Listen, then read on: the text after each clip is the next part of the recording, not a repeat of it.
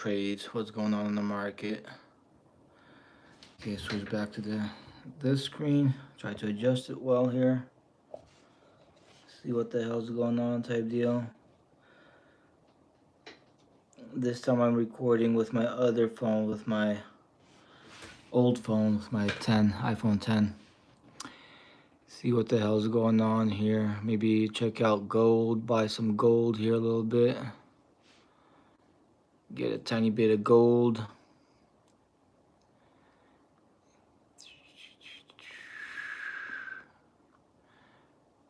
Buy, I don't have too much gold. I could always add to that one. Maybe add $10 to the gold deal.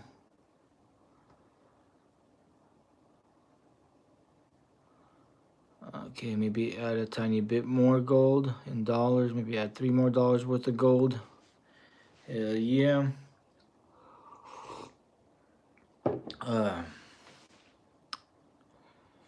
Okay, let's see what else here. Maybe add some silver. Tiny bit of silver. Hell yeah. Well, I don't have much silver. Wow, it keeps on going up a tiny bit. Add a tiny bit to the silver. Maybe $7 to the silver. Hell yeah, that's good. Let's see. See what talk is doing. That thing's kind of doing its own thing. Maybe I'll get, let's see, search. Maybe I'll get some of the, let's see, the NVIDIA, probably NVDA. Maybe get a tiny bit of that one. It went up a lot. I'll just probably get like $1 worth of that one just to kind of track it. It'll probably be queued for tomorrow, but still probably be better than nothing. Yeah, it's queued for market open. Hey, what up? What up, man? UHTRW, what up? I'm back home from work, so checking what's going on in my portfolio. Seeing what to add, what to do type deal. So I might add a tiny bit to that one to be queued in for market open. A tiny bit. Hell yeah. So today, like I was trading, so like everything went kind of crazy, went up at one point, then kind of went down of the portfolio balance. But I did take some profits, so my profits went up a tiny bit for the take home. Let's see, not much, but like for the week, it's up 1,229. For the month, that's take home profits, and for the month, it's 3,765. So a little bit take home profits, but better than nothing. But right now, I'm just trying to see what else to add, because definitely I want to add some more SoFi, because SoFi, like right now, since it's dipping, it's probably a good time to add some more, because like I said, long term I think it'll keep on going up. Right now it's kind of like an opportunity. See, I got 301 shares of that. So one of my questions is that, can't you sell multiple puts on one stock and just keep it doing it? Yeah, you can. You could do multiple, like you could throw your whole portfolio if you want to on a stock, like whatever you could afford to do, but sometimes it's good to have some cash just in case if the market crashes, or because the market's unpredictable, just in case you want to be able to get some stocks at the dip if it's on the very, very bottom. It's like not the smartest thing to do to go all in, whether it's selling puts or whatever you're doing. It's not a very smart idea to throw all your money away at the market. You want at least some money, dry powder, so that way if it does dip the market, you could invest more while it's at the lowest point or close to the lowest point type deal. I don't know if you could hear me, but this is I'm using recording with my old phone. Cause see, my new phone is like right here. My iPhone 17 Pro Max, it's right here. I'm not using it right now, just in case if somebody calls. I'm using my old phone. So hopefully it records well enough. Hopefully you guys could hear well enough. I'm definitely buying right now. Like I can't queue in orders, but I am like adding a little bit to the position that I have. It won't execute right now, but it'll be queued in for tomorrow for market open. So I'm adding a little bit of that. Oh, nice, nice. That's awesome. You can hear. Yeah, because my old phone, like I'm recording right now the live stream with my iPhone 10. Because like right now my iPhone 17, I have it just sitting there just in case somebody calls or whatever. I gotta get a hold of somebody. Because if I use my main phone, then like somebody calls or texts and it disrupts my like live stream. But yeah, hopefully you hear well enough. Um, let's see. I added a tiny bit to the gold and silver right now to be queued in for tomorrow market open. Because apart from like the option contracts and stuff like that, I also like I said add shares. This one I don't have too much of, but eventually, like for my prediction, Lyft will be $30 within now and like maybe 2 or 3 months. So like knowing that, like almost at any price range right here, like for me personally, it's a good place to add some more. So just random amounts I just queue in for market open since it won't fill today because it's not market hours, but it'll be queued in for tomorrow. So if tomorrow it hits that price range where it's going at right now, it'll fill. And I'll be able to get that. So I did that. I actually today after work I added some more gold. Gold is good. Like if the market decides to tank or go down lower, this will be like going higher. It'll like kind of balance out a little bit. So I have over $1,000 in that one, and a little bit at a time. I'm adding some more to that. Okay, now on sell puts, if I'm correct, don't you get the premium up front, the money up front? So if you knew the easiest stock, you could just spam it. Well, well, the thing is, you like you don't get it up front. Yeah, you get the money, you get the premium, but you still have to wait for the expiration date for it to expire. But if it's in the profit a little bit, you could always buy it back. If you're selling, you could buy it back for a profit, and then the money is yours. But you can't really use that money until what do you call it? It expires. That contract expires. Then it's like fully yours type deal. Uh, that's kind of like how it works. For example, if I let me see. I think I have some cash secured puts on SoFi. Let me see. I'll show you here. SoFi put. Here's a cash. I'm not sure if it's in a profit or not. So see, this one's down a little bit. But for example, that premium it's not your money like yet until it expires. And then if you see this number be positive, you could cash it out like buy it back for a cheaper price and get the rewards of the difference between what the difference is between the profit and the loss. Let me see. I think one of them calls sell. See if this one's in a profit. See, no, this one's not a profit. This profit today, but not in the profit. I want to find one of the covered calls or puts if I have some in the profit. Yeah, so the money's pretty much when it expires, when the contract expires, then the money gets put on your account. But before it expires, it's just waiting for it to expire, and then the money gets put on there. I want to see if there's anything that I have call sell. Yeah, see that one's for today. It's up. The call sell, it's a covered call. Same deal, but like instead of like selling puts, this is selling a call. That's because I have the 100 shares. So it's up today, $23. But in general, that thing is down. So, but that's my premium. So because I'm selling this call, if SoFi won't reach $35, by this date, whatever that is, January, February, March, April, May 15th, 2026, next year, I'll get the whole premium. But the thing is, if SoFi goes down a little bit and then this premium is in a profit, I could always buy it back for a profit type deal. Like when you see this number be positive, like the total return, you don't have to wait for the whole expiration. Like you could, when you see this number positive, you could just always buy it back, for a profit. Buy it for a cheaper price type deal. So that I actually do a lot of that. Like I usually don't wait for the max date. Sometimes although it says May 15th, sometimes if the stock moves the opposite direction a little bit, I, like not cancel, but like I buy it back for a like cheaper price and I instantly collect some part of that premium type deal. So like sometimes, most of the time, I don't wait till expiration. Sometimes I do, sometimes I don't. It kind of depends. So this one's a kind of like a far out date, but for this one, I'll probably wait. If it dips down, if it's in the profit a little bit, I'll collect some profits and then I'll go find a next trade type deal. That's kind of like what my plan is with that one. I also did like what do you call it, strangle. I'm not sure if you see me do that early on the TSL. TSL. This is a cash secured put. I think I done this one this morning. So this one's down here, the cash secured put. But I did like a strangle, like covered strangle, where like I sold a call and sold a put, both. So this is a sold call. See, this one's ahead. This one's in the money. So for example, this one's like I could, if I want to, I could buy this back for a cheaper price, and I'll collect that $5 instantly if I want to.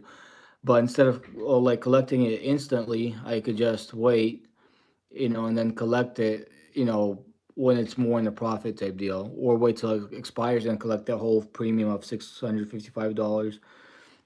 But that's if TSLL reaches $25. Right now, it's at 21.97. So if it doesn't reach that price, that whole premium $655, like pretty much free money I get to collect from the stock market. So I'm in that one. This is like a covered strangle. So I have a sell call on this one, and I have a sell put on this one because it's covered. So I have enough money to buy it if it reaches the price that I need it to reach, and I have the shares to sell it when it reaches the price that I want to sell it. See here for $25. So this is like a covered strangle type deal. Like I'm strangling the stock and squeezing all the max potential money out of it. So this is the one I got going right now. So and then SoFi I got a whole bunch, the same thing. I got like covered calls, covered puts, and like a whole bunch of stocks. Like if I, let's see, click on SoFi on this one, probably down a little bit. But then if you could click on the stock, look, I got 301 shares. Market value is $9,276 just in the SoFi alone. I'm pretty bullish. So today it kind of went down after the earnings from yesterday, but total return is still ahead. Like it's $235 ahead. If I want to sell it right now, I could sell it and collect a profit from it. But like I don't want to sell it right now. I want to keep it actually going, and actually little by little I'm actually adding to my position. So I'll probably just even add a tiny bit more, maybe even like another $7. $7 like a seven lucky number, so I add that to it. But yeah, that's a good one, decent one. Like I'm still bullish on, and then if it does go lower, I'll get some more of that one. So like, let's see the SoFi call. Let's see, I mean SoFi put. So this is the put I got. Like so, SoFi reaches $29. Robinhood will buy like 100 shares for $29 for me. If it reaches a price, and regardless, I'll get the premium. By December 5th. That's the contract on that one. So that's the one I got, and like if it'll go in the profit enough. So for example, if SoFi goes up, sometimes when it does the opposite from what you're doing, uh this amount, like you'll start collecting profit like fast. You'll see this, like instead of this being slightly negative, it'll start going positive. Then you can just buy back at a cheaper price, and the difference is you collect that profit type deal. It's way safer than the other type of trades where you like buy a call or buy a put and then like expires and all your money could evaporate and disappear. In this case, you're regardless, you're getting paid something for getting a stock at a discount type deal. So it's like a very safe trade. Like I do a lot of this type of trading, and also like a little bit of all kinds of trade. I still buy calls and puts once in a while. I do a lot of the buying the long term, long dated contracts type deal. I gotta drink some coffee. But yeah, and sometimes I don't wait till the expiration date. I just buy it back for a cheaper price and instantly sometimes make 50, 60, 70% profit like very fast, not waiting for the expiration date. Um yeah, but like I do have like some long dated contracts and stuff like that. Like I said, apart from what I'm doing, I'm also buying some like gold and silver because like if the market does decides to start dipping, I think it's gonna be like bullish. I think it's gonna be pretty positive for the most part. But I am adding a tiny bit to the silver and gold, like a tiny bit, especially that it dipped a little bit here recently. Let's see. Do you usually do 90-day long contracts?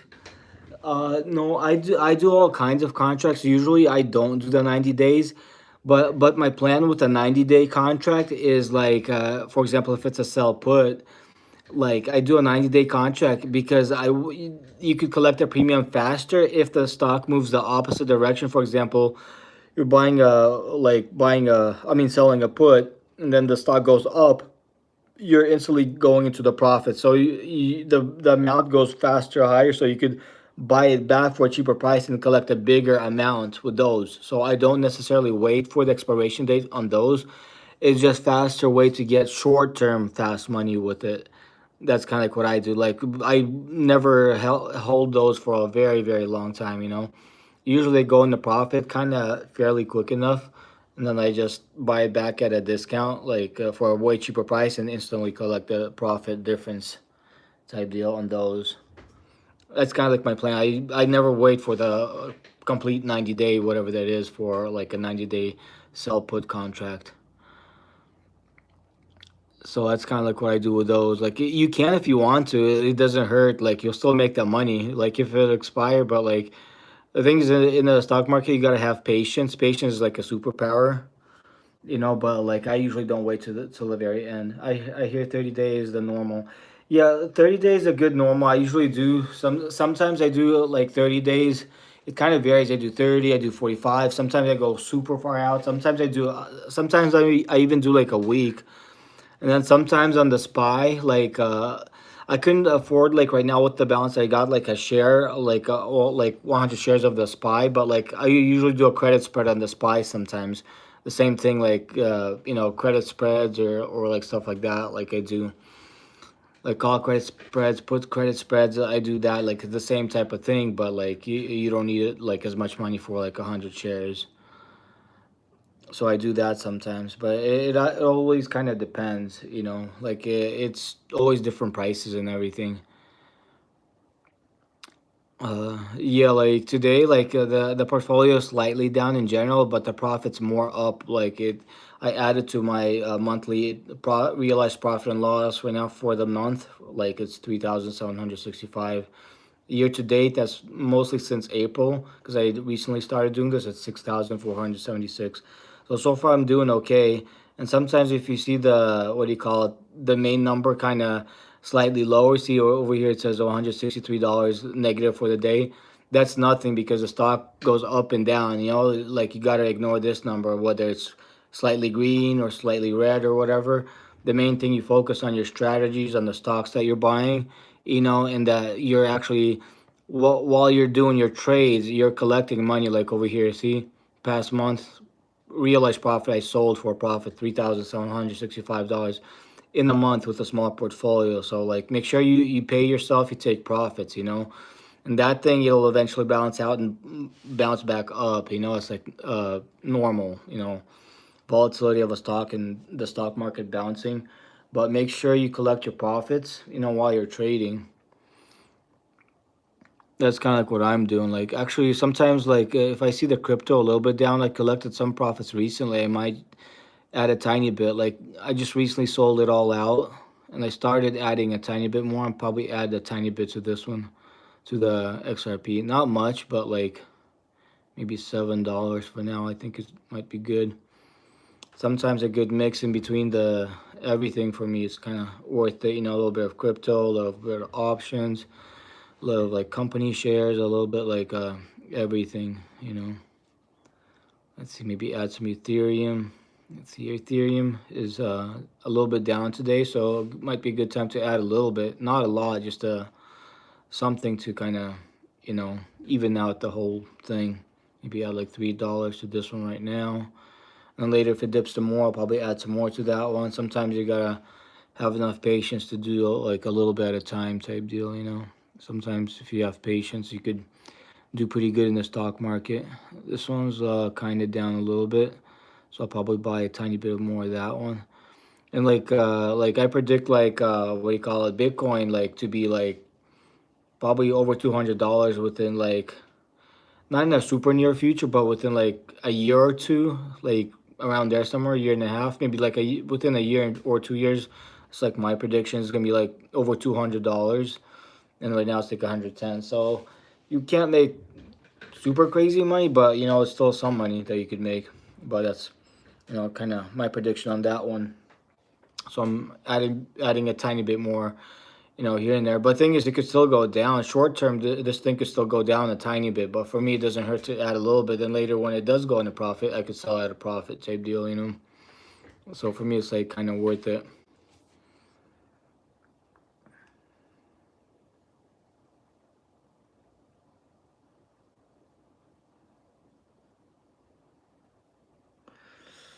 Okay, so now when I start, I'll probably take a smart route. But what would you do to 5x your portfolio and degenerate in 2 weeks?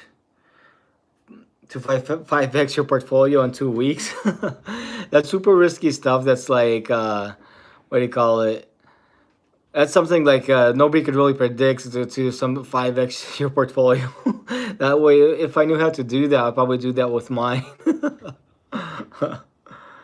But I don't know what you exactly mean by that. Like to 5x, if you could predict something very, very well, and you buy like for example, let's see. For example, let's say Tesla, you could predict that very well. Just an example. So for example, you could predict it going like up super, super fast. Like you go take your shortest option. For example, you think it's gonna go high super fast. That's something I wouldn't do because it's risky. But like, for example, like out of you could even get something cheap. Something out of the money, buy call. Get something like this, like then you buy. So example, you buy like, let's see, one or even 10 of these. So see, 10 of these cost 4,600. But then this amount, if it goes up like crazy, like even if it goes like up like 20-30% or whatever, you could make probably hundreds of thousands because with a small amount, you're controlling like super crazy amounts. But like something like that, I wouldn't do because it's too risky. uh, Something short dated, like sometimes out of the money. But if you could predict the move and it goes skyrockets like crazy, or if you buy a put and the stock goes down like crazy, you just gotta predict it very, very well. And some people that do that's very rare. They make tons of money, like during the April tariff and stuff like that. Like when the like everything was down and people made lots of money, like predicting it, and they bought and sold, bought like these super like short like 1 day like expiration contracts. They made like out of $1,000, and people made like over $1 million with $1,000 just by betting like that. So yeah, you can make a lot of money, like, but it's just super, super risky. For example, spy, go on spy. It's something I wouldn't recommend doing because, like, if it doesn't go your way, which most likely it won't, and you could lose so much money. For example, trade options with this one, go like October 30th. That's like tomorrow. So buy calls. So you could buy a whole bunch of these calls, out of the money. That's even cheaper. Get something like this. Buy could buy like, so one contract is like $80. So you get like 100. How much does 100 cost? So $8,000 for this like contract. So if this would go up like, just the rough math, like just even like, I don't know, just whatever amount, like 10%, like, or 20%, like it doesn't matter. With this amount, $8,000 could turn into way more than $1 million, probably 2-3 million dollars. But it's a risk that like it's not worth it because most likely the move is not going to happen. It's hard to predict that move, and then all that money that you're betting will expire worthless, and then you're kind of screwed. But yeah, it's something that I wouldn't do. I wouldn't recommend doing. I mean, I've done short dated trades and I made money. Sometimes I made thousands in a day, but like I was like super confident in the stock going a certain direction, and like that was last year mainly, and I made a lot of money. But like it's pretty risky, and if you're not 100% sure, I wouldn't do those type of deals. uh, but it's pretty crazy because like when I started trading, I actually borrowed money. Like I took out a personal loan for $25,000. I was trading on Webull brokerage, and I actually what do you call it? I borrowed money from the brokerage. So like borrowed money, $25,000 personal loan. On top of that, I borrowed margin like 3x. So I was like playing with like 100 grand of borrowed money. But lucky for me, I didn't blow it or blow up my portfolio. Actually, ended up making money, but still super super risky. I wouldn't do that again. It's like super crazy, insane risky. I just man, I don't like know how I survived that, but it was crazy. I probably wouldn't do that again. Like I don't mind borrowing like a little bit, but like pretty much like playing with mostly like your borrowed money, like 99.9% borrowed money. That's crazy. Hey, little clip. But yeah, like I probably wouldn't do that again. I wouldn't borrow like crazy amounts of money and add like margin on top of that, and kind of like what I did last year. And things lucky for me, I didn't blow it. I actually made quite a bit of profit. Like one time in one day, I made like over $17,000 in one day. I was like kind of lucky, but like I was like surprised, because I was kind of like a newbie, and I actually ended up making like a lot of money, on borrowed money type deal. It's pretty interesting. But I definitely want to add a tiny bit more to this one. I have 100 shares of that one. What's going on? Oh, not much, little clip. I'm just trading like crazy.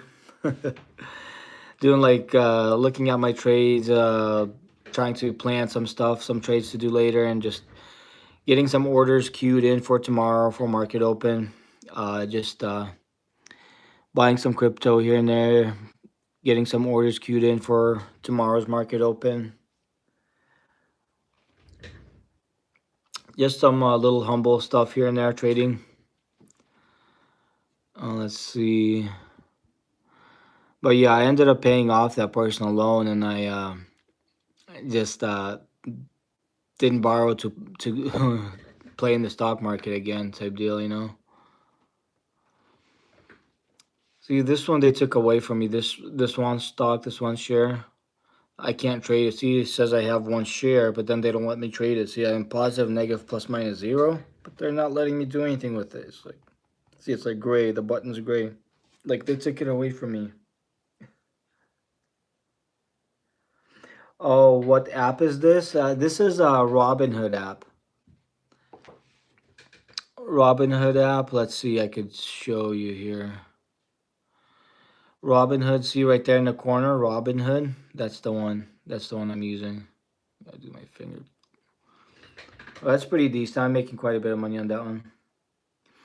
Now, on a FOMC day, someone could probably risk it and make a lot if they truly know where it will go and if they watch their position. Yeah, that's true. If somebody's like very, very confident in what the stock market could do and will do, that's super extremely profitable. Like I said, I made money like that, like, but it's super risky. Like on Tesla plays, I like like when Tesla's like weekly options, but like I played Tesla. It was last year, and I made a lot of money on I see Tesla. I predicted at some points I knew exactly what Tesla will do, and I did like the daily trades, but like see options. See, it's only a Fridays. They expire on Fridays. But I was playing Tesla on a Friday, and I was betting like a lot on the one day expiration zero DTE options, and like I made like $2,000 3,000 in a day. Just not even betting small amounts. I'd bet like a few $100s, or sometimes a little over $1,000, and then like just maybe like a few $100. I would make like 2 3 thousand like in a few seconds, but just by doing these, like just by doing the like buy call. This is even a long dated one, but I'll do like on a Friday where it expires the same day. But it's super risky, but I was like super confident. I knew where Tesla was gonna go. Like that was last year, and I would make like on a few $100. I would make like over like $2 3 thousand in like literally like sometimes a few seconds to like a few minutes. But I rarely ever do that. You have to be 100% sure that it's gonna do what you want it to do. Because if not, because it expires in one day, all that money that you're betting will just be gone, and you're at a loss. So I usually, I usually just try not to do that. But last year I did that type of plays in like Tesla on a Friday because the options are so cheap, but then they expire fast. All your money will expire if you're wrong. So No, I got lucky. I won most of the time. Sometimes I did have some losses, but because it's just not a big amount that you're betting, it's still you don't lose too much, but you still gotta know what you're doing. So I ended up winning most of the time, and like in a few minutes or a few seconds, I'd make like 2, 3 thousand. My biggest win was like 17,000 in a day doing that type of stuff, but it's like too risky. That was last year. Like I try not to take these type of crazy risks anymore because I never blew up a single portfolio yet, and I don't want to. But so far, I was lucky, at least kind of lucky. Like I don't want to blow up a portfolio. I'd rather do it kind of somewhat a smart way, still kind of risk a little bit, not too much, but then like make sure I'm making enough profit, like which I am so far. Like this month, I made like close to $4,000 take home profit, which is pretty nice. Like if I keep it up with a small portfolio, like well, like 40 grand to bring in like almost $4,000 like a month trading, that's like not too bad, I think. Let's see now, let's see, just sub and like so I don't lose this channel. By the way, like the content, might learn some stuff. Oh, nice. I'm glad if you could learn something. That's awesome. I'm just kind of doing this to kind of log what I'm doing, and like if I could help somebody, I love helping somebody. So it's like if I could, it's like killing two stones with one bird. Like I'm helping people and I'm logging my trades type deal. You know, kill two stones with one bird because I think that's the right way. Because I don't want to kill like two birds with one stone because I feel more sorry for the bird. I'd rather kill two stones with one bird. It's like more innocent slightly. I think that's how I see it. But anyways, yeah, like two things at once. Like pretty much logging my trades and the stuff I'm doing, kind of live. And if it could help somebody at the same time, I don't mind helping. But definitely, it's not like financial advice because I'm not a financial advisor. But like, I just kind of do the humble trading a tiny bit.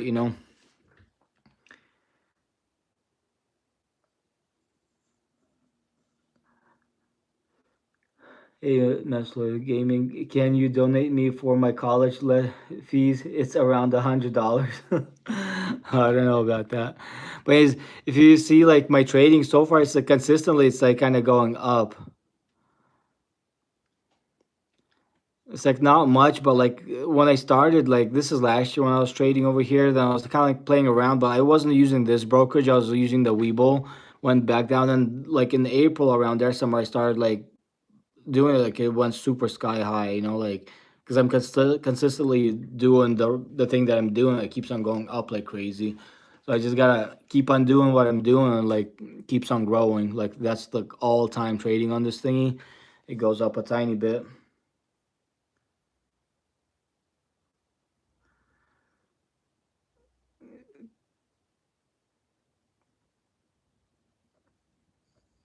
Oh no, you lost all the money in the stock market. Just be safe, like, and make sure you win next time.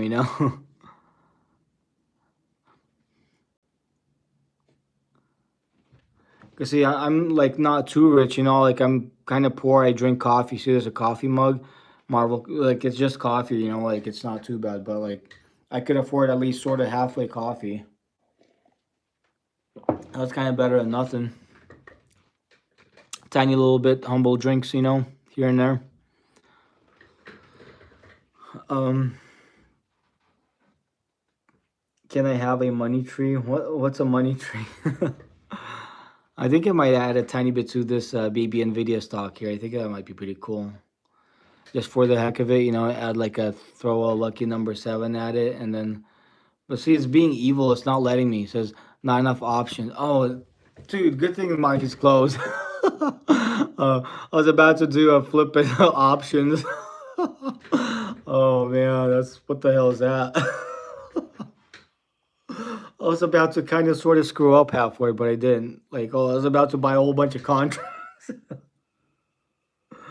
uh,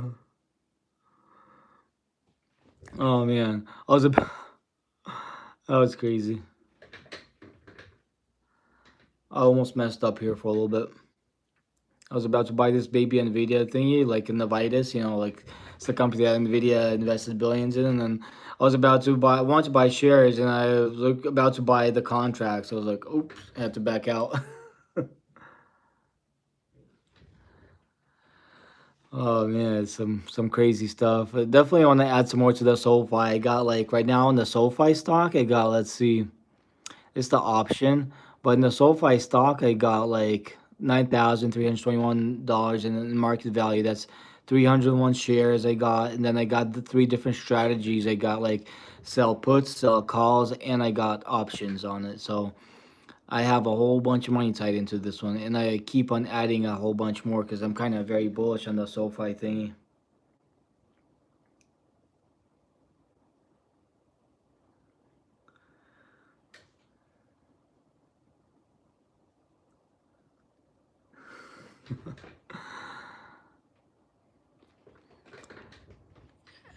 But I'm not too rich to kind of help. Like $40, 40,000 here, it's like not that much. It's like kind of a little amount, I think, right? I mean, if he could like send me a direct message on YouTube or something, maybe I might help. Maybe send me like a Cash App name, and maybe I could send you some money. I don't know. Like I might be able to do something. Maybe I'll see. Uh, I don't know if you could find the messaging area on YouTube itself, because all these chats here, after I'm done recording, they're not saved. I don't see them anymore. So you'll have to probably find a way to message me on the flipping somehow on message on YouTube. I don't know how that thing works, but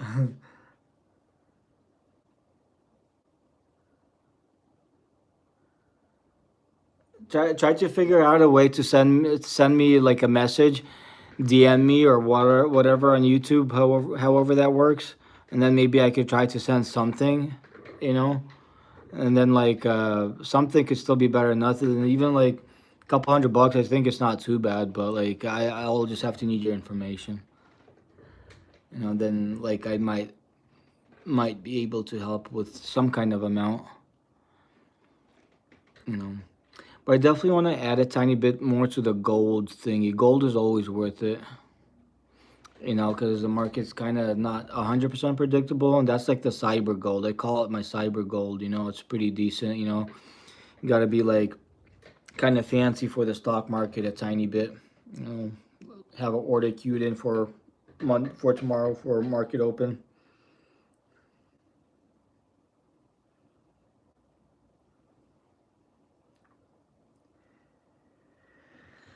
Let's see. Let me see some more TSLL. Maybe probably if the Tesla package, the Elon Musk compensation package will go through, damn, this thing's gonna skyrocket. So if Tesla goes up, like for example, 10%, this one will go up 20%. If Tesla will go up 20%, this one will go up 40%.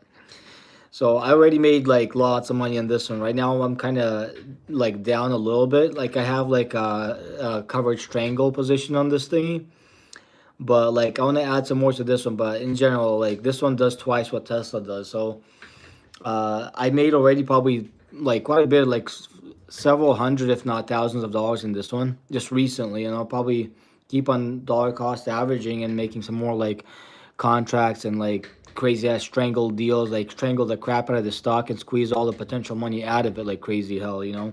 I think it'll like pay like insanely crazy, especially if I throw like lucky numbers at it. It'll squeeze the crappy hell crack out of it, you know. It'll just do its thing for sure, like crazy hell for sure. So I might do that, and then just in case, you know, just in case, just to be on the safe side, I'll probably queue in a slightly bigger amount. Like if I queue in a bigger amount for market open, like a 77, I think that'll bring it a tiny bit more luck. So I'll probably do that one. Probably queue in a 77 for tomorrow for market open. See, that's even a better deal. 77, two lucky numbers, 7, 7. I think that's gonna make it go up like a tiny bit more. So if I keep on doing that, and then if I add another seven just in case, I think it'll like make it pop more. Probably add another seven just in case. I think it might do the trick sort of halfway a little bit. Like not too much, but like a little bit sort of halfway. I think it might do it. But I think that might be worth it. Probably do that one for a little bit, and then Like that. Let's see which other one to do. Let's see, bro. I have messaged you on Facebook. Okay, awesome. Well, I'll try to log in that Facebook thingy, because my main Facebook is not the one that's linked to this one. I haven't logged into the other Facebook for years, but I'll try to do that.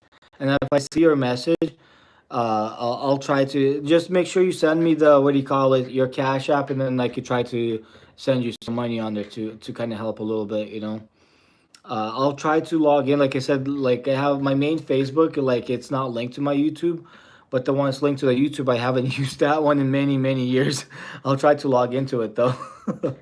I'll try to log into it and try to send you some money to be able to help.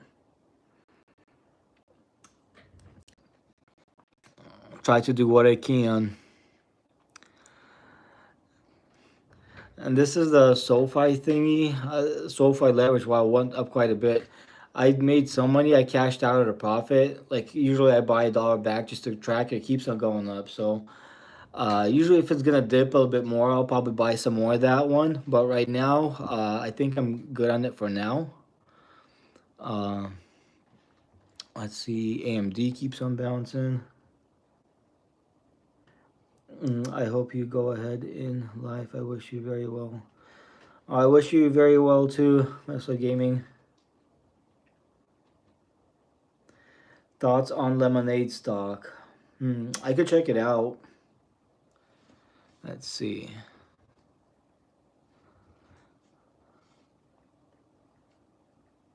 See what that has to offer, kind of. I don't think, I don't know too much about it. I'll see what the, what do you call it, Bollinger Band on it looks. I gotta read about it, at least the basic information. I don't know too much about it, but sure is going up. Let's see. At least short term right now, it's going up. Like, I think it might be a time where it's gonna start going back down. Usually they don't go up forever like crazy, but um, for the 1 month deal, it's quite high. So I think there's a chance it might go up a tiny bit more to kind of possibly reach that previous high, whatever that it had. But I'm not sure if it's gonna do that. But I want to read about it. I want to see what it says. I don't know much about it. Like I said, it's probably the first time looking at it. Lemonade Inc. is a holding company which engages in the provision of insurance services. The firm product include renters and homeowners insurance and pet insurance. It offers insurance coverage under the homeowners multi-peril inland, marine, and general liability lines of business. The company was founded by Danielle Asher Schreiber and Shai Winninger on June 17, 2015, and is headquartered in New York. New York, the listed name for Lemonade is Lemonade Inc. I think it's not too bad of a company. I think it's pretty decent. I probably where it's at right now. I probably wouldn't add anything to it. I think it's like a half and half. You know, it's especially me not knowing too much about this company. Like, uh, I don't know. Like, it's hard to predict what it's gonna do. Like, me personally, I'd probably maybe add a little bit, see what it does to kind of track it. But like, I don't know exactly what it's gonna do right now. Like I said, I don't know too much about this company. From what it looks like, it might go down a bit more before it goes back up. I think its next move is probably gonna go back down a tiny bit more. You know, just in case. Sometimes what I do to track it, instead of adding it to like a watch list or something like that, like a lot of times, like of companies that I'm not sure, I just add $1 and I kind of see what the dollar turns into. The dollar turns into like 80 cents or 70 cents. Then like if it's a good company, you know for sure you could buy a whole bunch because it's gonna go back up. You know.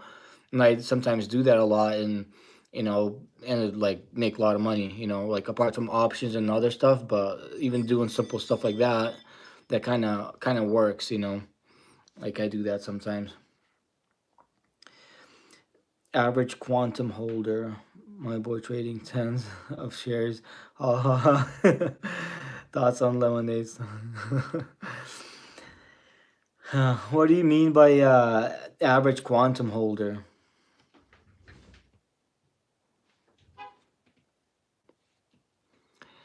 Let's see. So like yeah, I have a whole bunch of options and all the weird stuff. but definitely adding some more to like the SoFi and other stuff. Quantum is junk going to zero. Oh, quantum, like in general, the quantum stocks, like, I mean, like long term, some of them I think they'll do pretty good. I don't have a lot of them. Like over, let me see if I could find. I have the QUBT, not a lot of it. It's hard to find because I got so much stocks. But I could just go to the search and find the QUBT over here. I have that one. I don't have too much of it, but I do have it, and I keep on adding a little bit. See, I have $212. I have 13 shares. It's not a lot. For the day, it's up a little bit, but in general, it's down. But I think long term, right now, short term, it could keep on going down a little bit, but long term, I think it's gonna go up a lot. I'm not sure exactly the time frame. It's just my prediction. I think within like 1 or 2 years, or maybe even slightly more, I think these things should start popping like crazy. It might kind of be like a new like AI type deal, like the with the quantum stuff. Right now, it's too early. It's in too much of an early phase at the moment, type deal. But like I think in a kind of a near future, I think like a lot of these quantum stocks, I think they'll start popping like crazy. I know quantum is not AI, but I'm saying it's how the AI wave with the Nvidia and the AMD and all that stuff. This is quantum computing is a different category, but I'm saying it could be like another next wave that's gonna start going up fast, like crazy, like kind of my prediction. Quantum is only good for shorts, which is for factoring large numbers. Yeah, I know, but like I think it's a super crazy like fast computer stuff. So like I think it does have potential, but like not super short near future, but like maybe 1, 2, 3, 5 years from now. I don't know, but like I said, it might be the next wave after AI, the quantum stuff. It's a different category, but it might start doing its thing here in a little bit, type deal. The largest number it has factored is 50. Oh wow. It's not that smart if the largest number factored is 15, huh? That's funny. At least not smart enough yet. Let's see. Got a whole bunch of stocks here. Sometimes I like to buy like the elf because if you like pay the elf, gotta tip the elf. That way you're not gonna be on a naughty list for Christmas, and you might get like a half a gift from Santa. So I gotta make sure I tip the elves. I gotta make sure I pay the elves. So I gotta add them a tiny bit. And then later it comes back to you, and then like they throw them green papers at you like crazy. Like them crazy green papers keep on flying and hitting you in the face. So like the elves be happy when you pay them. So you gotta make sure you pay the elves. They'd be very happy, and you won't be on Santa's naughty list type deal. You know, your local laundromat makes more than that. What stock category do you personally think is extremely undervalued? Would you buy it for 12 billion?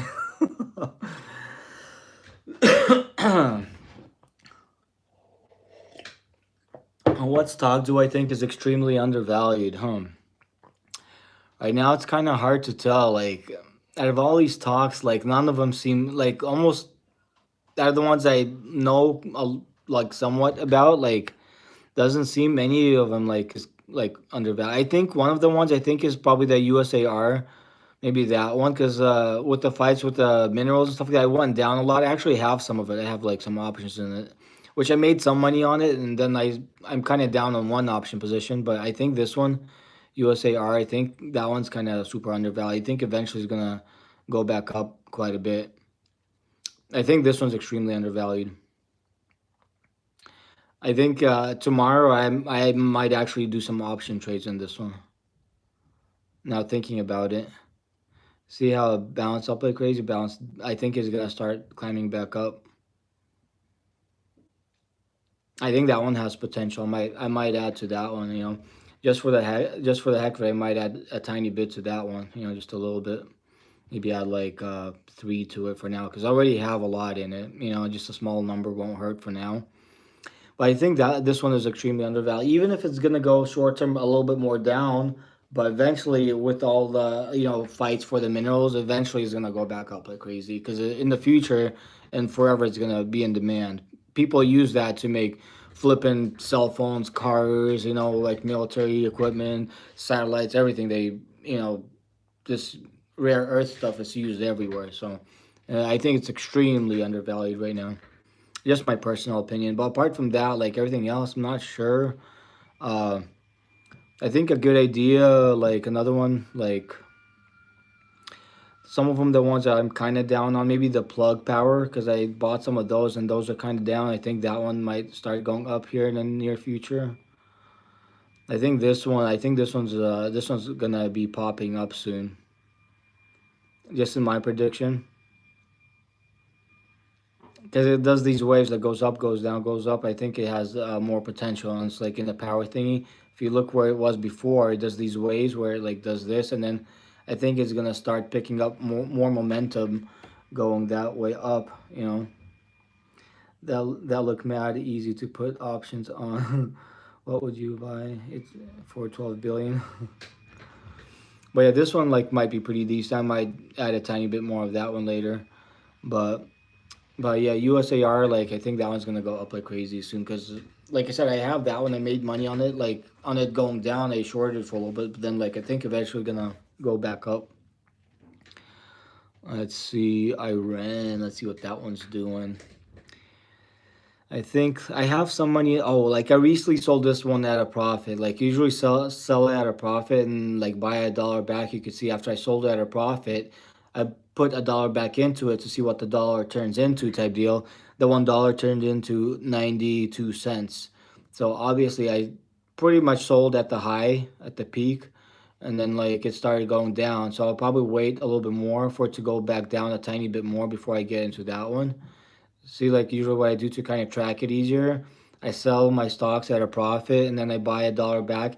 Instead of putting it on a watch list, I usually, because $1 is like nothing, I usually just throw $1 in there just to track it and I see what the $1 turns into. So if the $1 turns into like 80 cents, 85 cents or 70 cents, if you do percentage wise, it's easy to do percent wise. And then like you could buy into it because it's a good stock, and then it goes up like crazy, then sell at the top and just, do the same thing.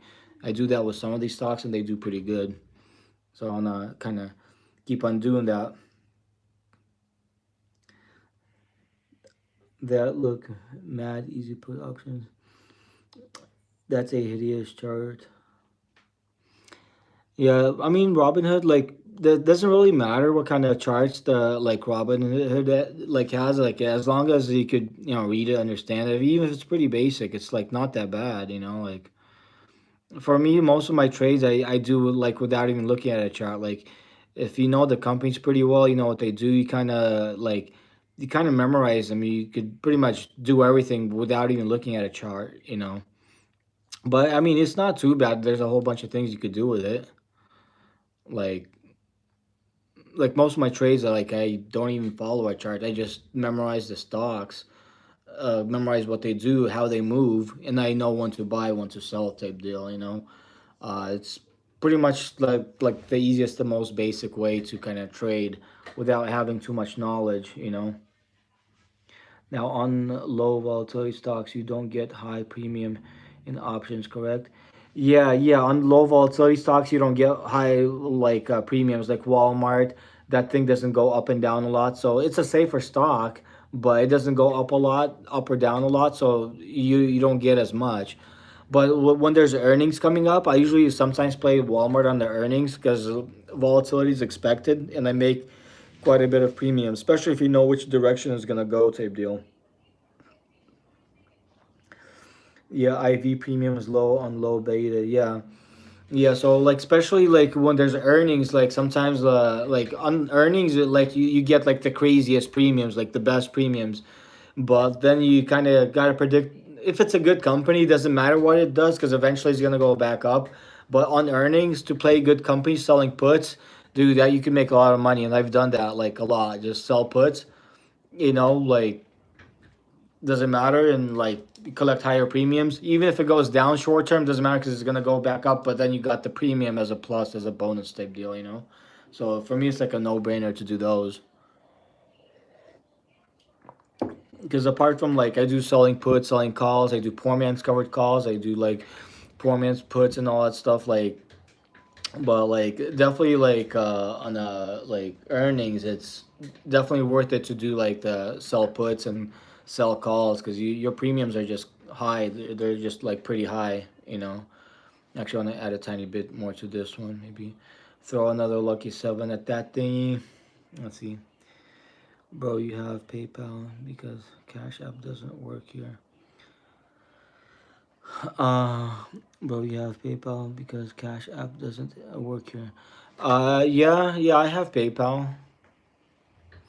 So I could send you the money through PayPal, right? You gotta make sure you message me the right information once I like log into that messaging deal. I could help you out a little bit. I could figure out a way to do it. Let's see. I want to see what Apple is doing because I like them Apple products. Flipping Apple. Let's see what Apple's doing. So I did the same thing with Apple. I sold it at a profit, but then it's because it keeps on going up. You know how I buy like $1, put a dollar back in the market. It turned into $1, turned to $1.01. So it's going up higher. Maybe just in case I could add to it, but obviously in the long term, it's gonna keep on going up higher. But yeah, I'll just probably wait. Like sometimes, like an apple a day would keep a doctor away. At least in this case, I think zero apples a day will keep all the doctors away because you don't want to buy the apple and tank on you. I gotta buy it at the right time. uh, that's funny. Show your porch chart. Oh, what do you? Hey, hi there, guys. What do you mean by show your reports card? You mean my reports or like what I make? Like, I don't know what you mean by that. If you want to see my take homes, well, this is my chart here. See, today is down a little bit, but if you click on a week, it's kind of up. You click a month, it's kind of up. 3 months, it's kind of up. Year to date, it's kind of up. 1 year, it's kind of up, and then all it's kind of up. Because with this Robinhood, I recently started trading on this thing. I think I like aggressively or not aggressively, like because I work during the day, but like while trading while working, I made like see past month income. I made $3,765. That's take home. That's for the month. 3,765. That's take home profits. That's where I sold at a profit, and kept the cash. For 1 week, doing what I do, I made $1,229.22. That's like take home profits. As you can see, all the transactions here. There's a lot of small ones because I was kind of clearing out my portfolio and stuff like that. But some of them are bigger amounts. Like you see $30 here profit, $8 there, $32 there. Let's see, $23 there. Let's see, small ones I kind of ignore, like because those I clean out the portfolio. $75 there. Then some of the ones lower, like 189 there, 15 there. Uh, it kind of adds up because I do a whole bunch of like I work during the day, but while working I make money. See, there's SoFi 316 there. There's 85 there. There's $70 there. So like in general, like doing this type of trading, it's not a lot, but like for while working, trading while full time working, like normal physical construction job, to pull in 1,229 on the side a week, I think that's not too bad. I think that's better than nothing.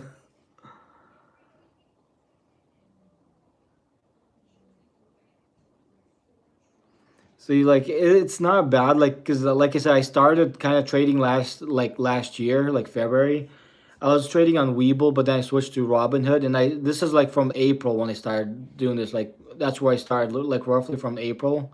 So you like right there, like from April. That's when I started to trade this year on Robinhood. That's from April to this. I made went up type deal.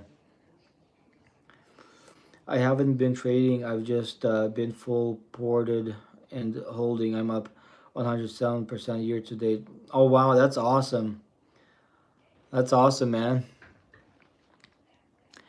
You're whatever you're doing, you're doing the right there, the right thing. Hi there, guys. But yeah, I'm just trading and just trying to do whatever I can to make extra money.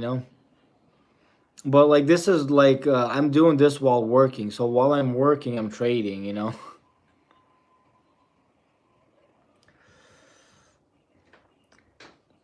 It do like who are you asking UHTRW? Do you mess with dividends? I don't have any dividend stocks, or I don't have much. I don't pay attention to them right now because I'm focusing on just making income from buying and selling in general. But I do have like a list of the like dividend stocks that like eventually I want to start adding more to, but I don't have much. See what right here, best dividend stocks. Like over here, I have some of the ones I have saved here, as you can see, but I don't have much. The ones that you see here, but I'm kind of focusing more on like the growth and taking profits from selling, buying and selling at the moment. I bought Bitcoin miners in 2022 and 2023 as a data center play. Then all of a sudden AI came around and bam, wow. I've got a bunch of dividends. Largest position is BCE, Canadian Telecom. Just opened a massive position. Wow, a month or two ago. Oh wow, that's pretty cool. That's awesome. That's awesome, man.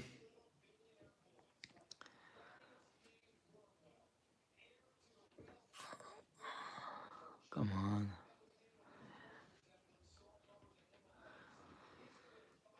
Yeah, sometimes it's just good to do the right thing, like buying and holding like stuff for long term. That's one of the safest plays.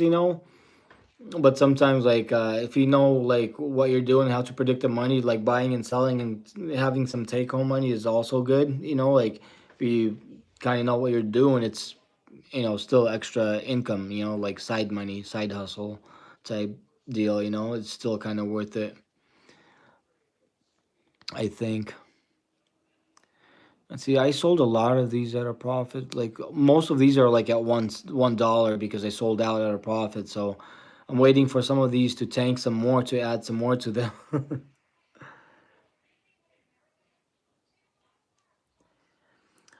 How is that BCE position going? BCE? What do you mean by BCE?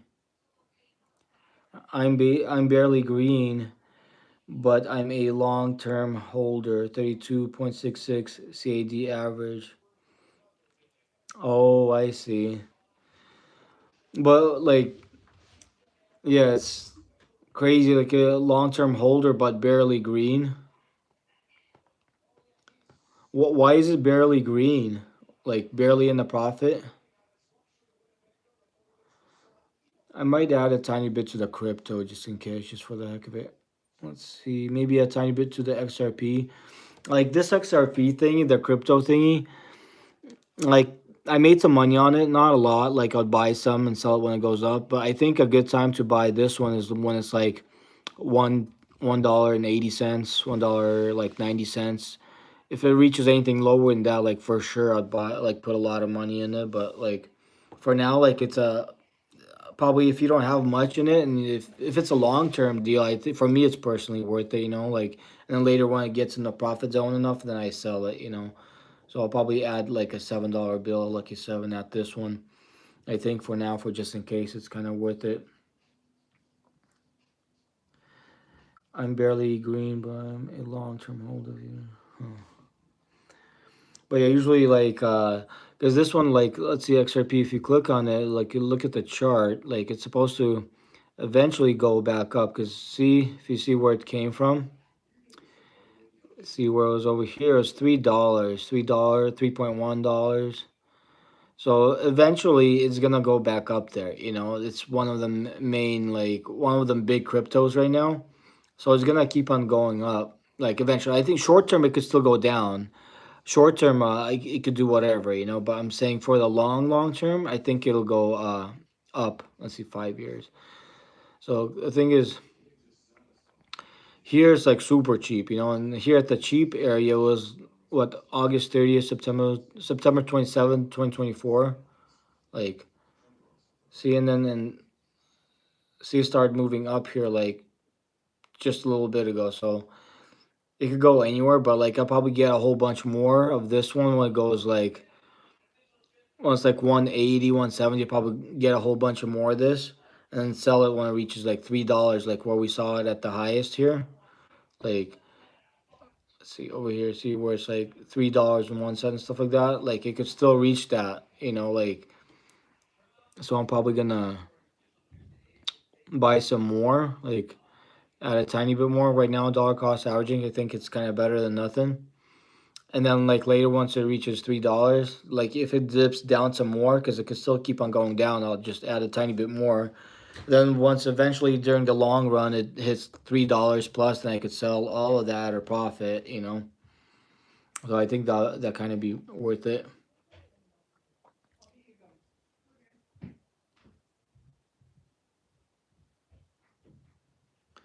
Missing the first 32K blocks and the chain is like 50 TB or something crazy. Option definitely beat dividends if you were an expert in both. Nice, nice. Okay, I'll probably add a tiny bit to the gold thingy. Let's see. Apple's kind of too high, so that are a profit. Google, like the earnings for Google were pretty good, and that one's going up. See, like you know how I buy a dollar of a stock when I still had a profit. I sold Google at a profit. I should have kept it. Like it kept on going up and up and up. So if I kept a bigger amount that I had before I sold it, I could have had a bigger return on it. But my $1 turned into $1.09 because it went up a lot. I should have bought some more of that, or like I should have waited and not sold because I sold at a profit. I bought a dollar back worth of it. And now $1 turned into $1.09. That's kind of funny. I mean, sometimes I mean taking profit is better than nothing. Taking profit, at least you have some money, you know, extra. But obviously better than losing it for sure. Them robots are not doing that well. I have $83 in that one. Maybe I might like support a robot a tiny bit more. Maybe give it a dollar, make it not be that pissed. You know, like make me kind of make it a tiny bit happier. Tip it a dollar bill. Let's see. Could make stupid money with options on Google. Oh, for sure. Like on Google, like I showed the chart earlier. Like I missed out. I sold at a profit. Like I think it was yesterday or when was that? Let's see Google. You know how I do, like I sell at a profit and then I buy a dollar back just to track it. So I sold Google at a profit, and then like with the earnings and everything started going up like crazy. See, I bought a dollar back of it just to kind of see what it does. $1 turned into $1.09. So I could have made so much more money.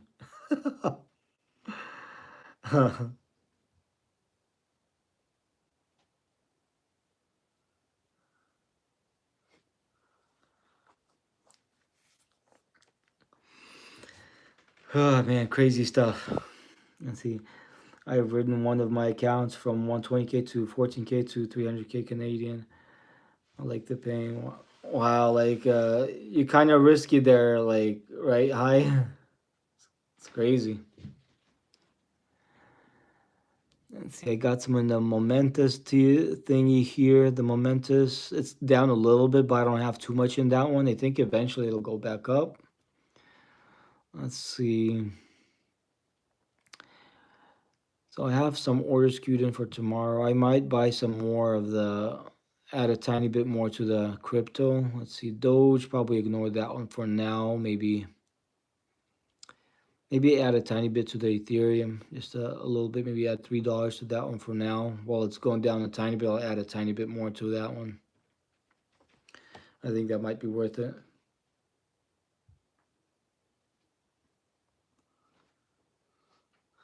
Bitcoin miners beat my ass there for a bit. How did the Bitcoin miners beat your ass? How'd that happen? Oh man, maybe definitely add some to the lift. Yeah, eventually, like in my prediction, lift stock is gonna go up quite a bit. probably up to $30 range type deal, at least like within like now and like maybe 3 4 months. I think it'll reach 30 plus dollars. So for me, like I don't have too much of this one, but I have some call options on this one. So I might add a tiny bit more.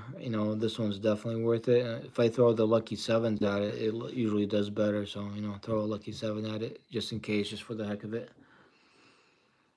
Huge losses. Damn. Never sold. Thought, and the average down for what felt like forever. Oh, wow. Damn. That must have been not that fun. That's crazy. That's crazy there, high.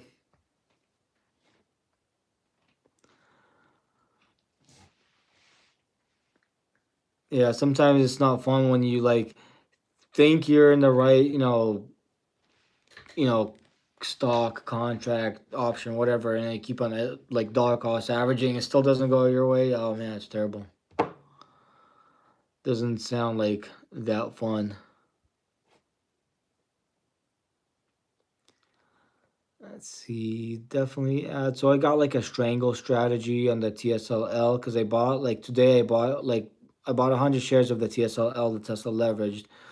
Then I sold a call on it, and then I sold a put on it. So I'm kind of strangling that stock. So I'm collecting money on it going up, down, or staying in place type deal.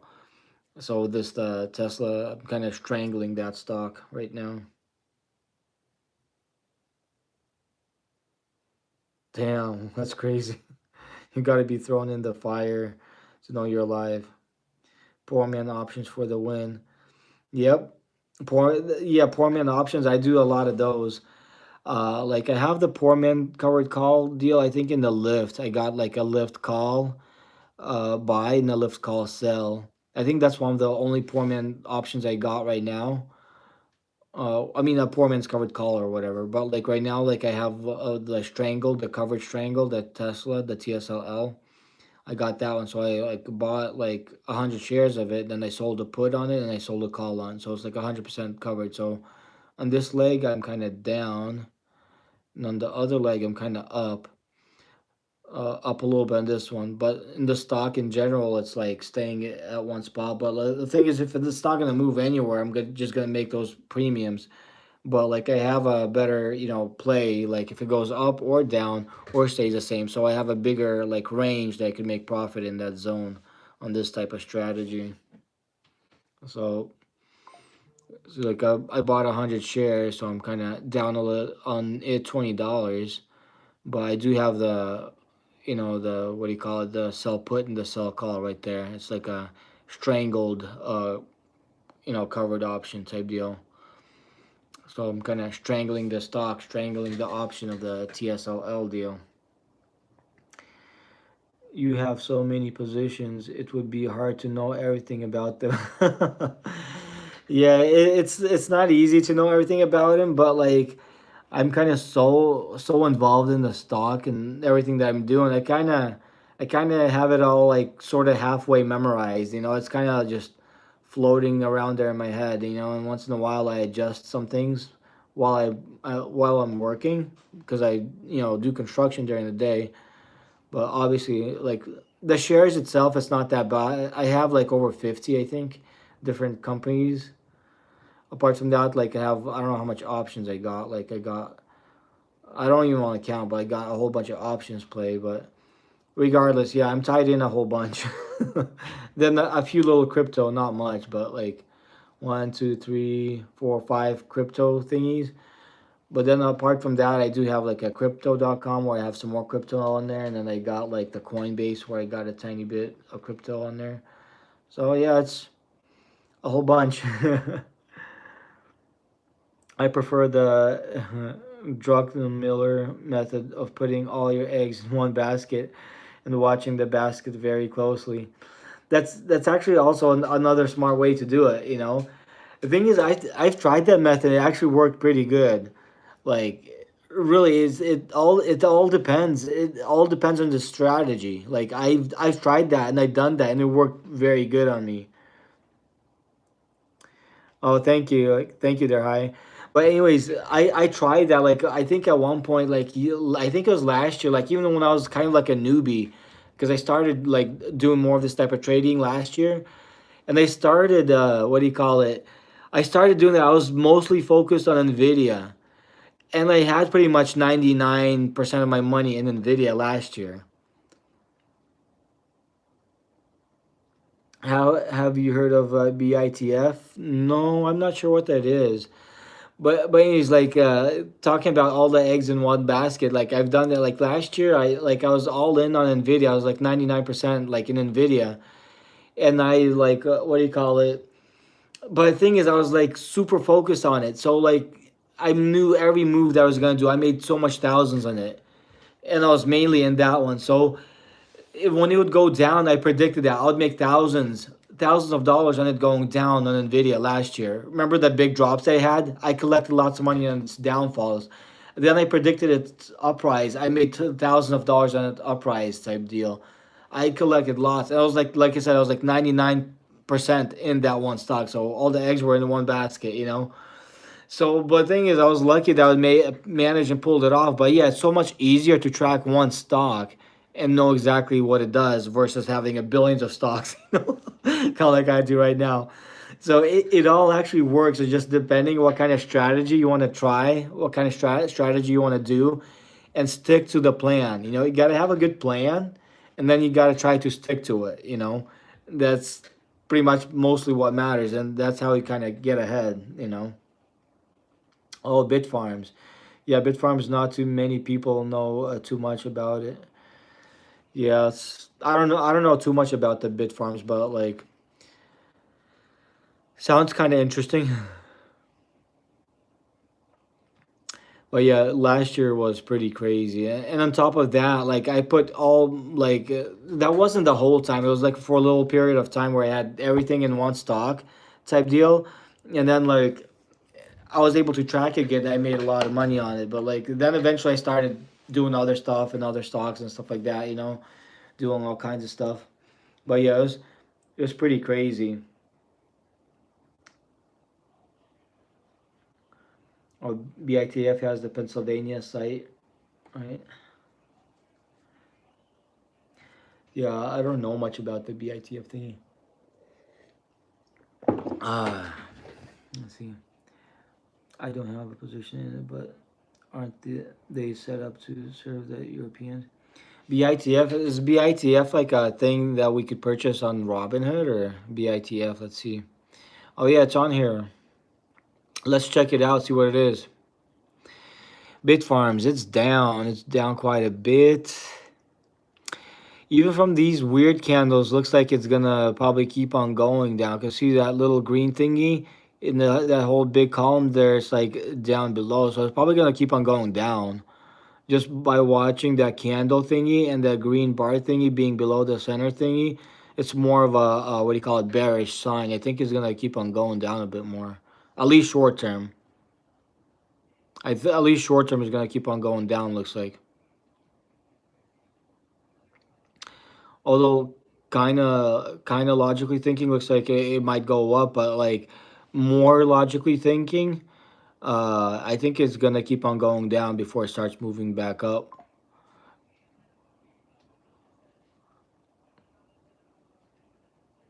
Yeah, from what it looks like, I think it's gonna keep on going down a bit more before it goes back up.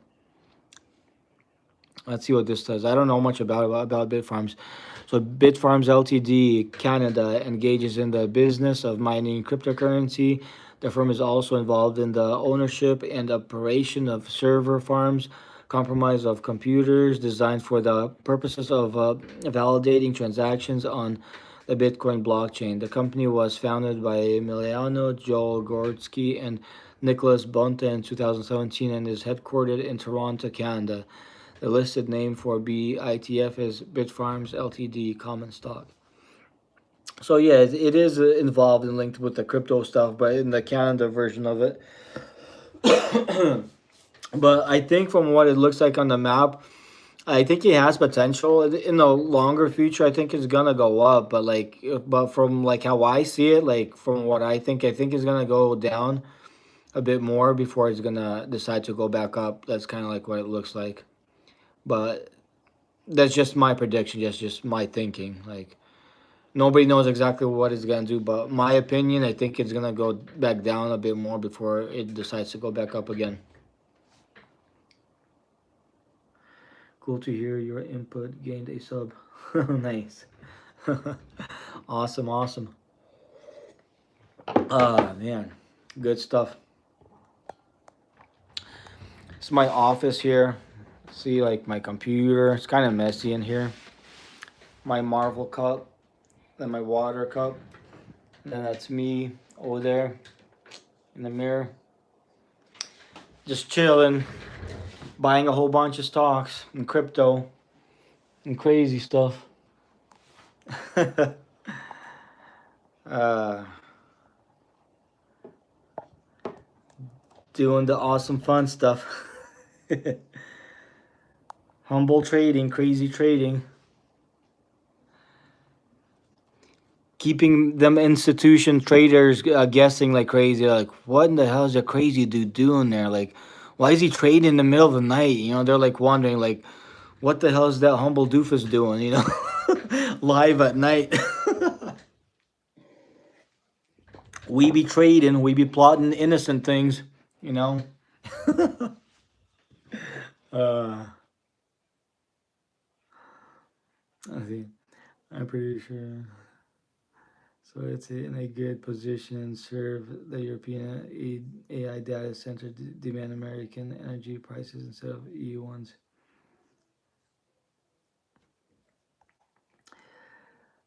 Okay, awesome. Let's see. Trying to see this thing. I'm pretty sure it'll be. It's trying to read what it says here. But yeah. So yeah, we'll see what how the meeting with the president and the Chinese president will go tomorrow. See if they'll make a good trade or not. If they make a good trade, that'll be awesome because then the market's gonna go up like crazy.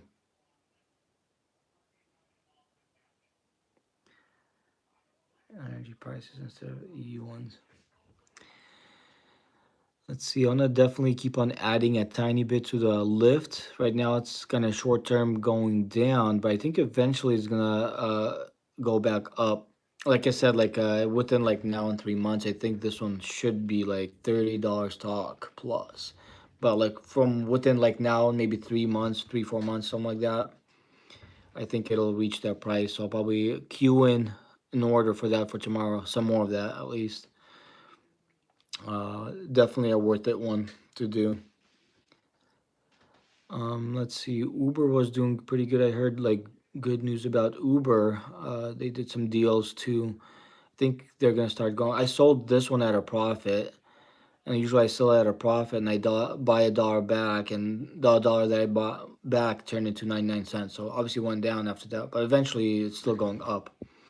But this one will be over $100 in a short term. Like within now and like even a month or two, I think it'll reach $100 again. So yeah, it's a decent play. You know, I'll probably I don't have much in it, but I'll probably add some because obviously they're gonna keep on going up. So I'll probably add like maybe for now $10 to that one. It's gonna be queued in for market open tomorrow, but definitely that's like a decent buy. Be a good thing. Base Nick options trader.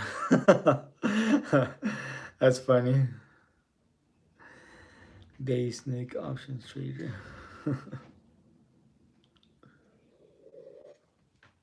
The thing is, I can't trade options right now because I don't like to queue in options for the when the market's not open. I like to do options like when the market's open.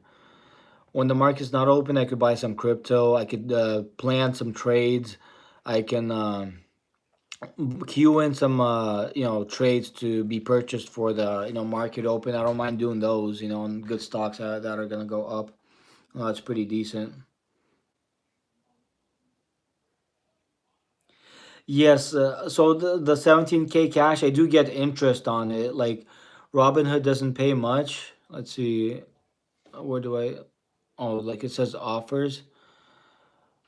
Let's see. I'm not sure why it's not showing.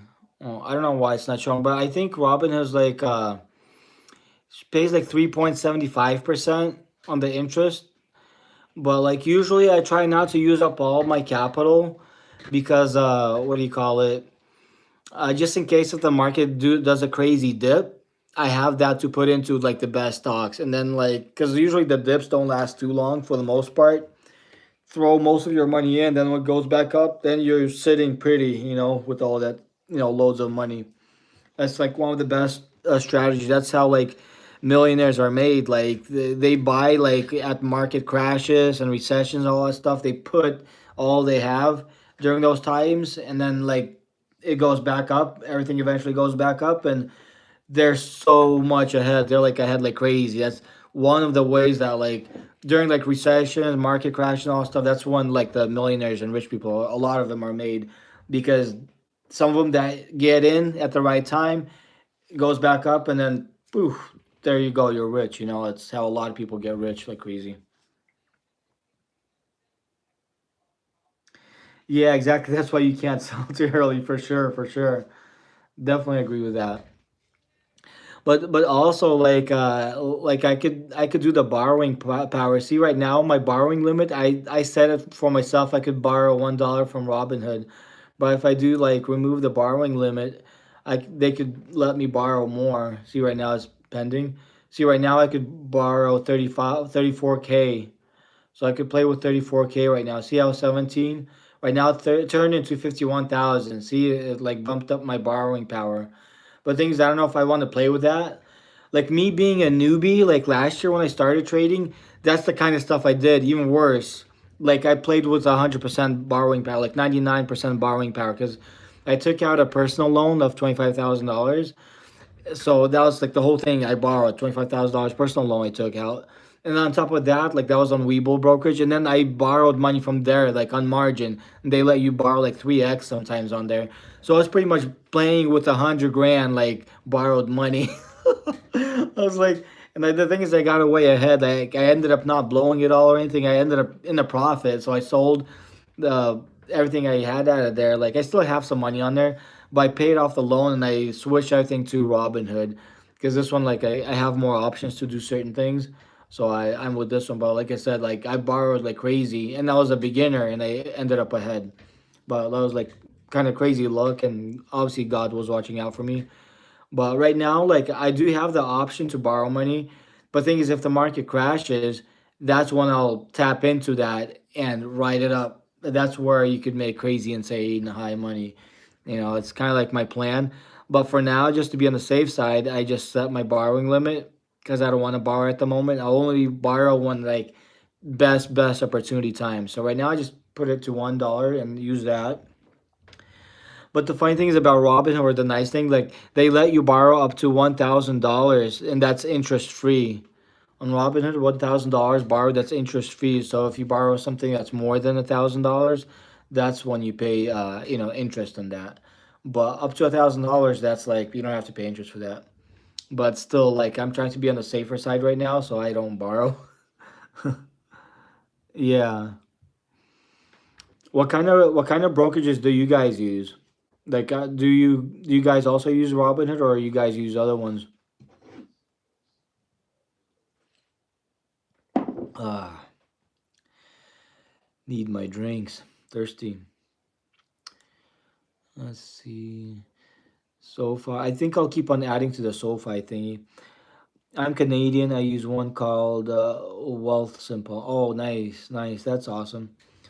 Yeah, that's nice to be able to trade. Like some countries don't allow you to trade, but like Canada, US, and a whole bunch of other ones you could trade. That's pretty cool. I actually kind of like Canada. Like I visit Canada almost every year. Like this year I haven't, but like I go there with my family like every year. Like we just, it's just fun. Just visit places and chill.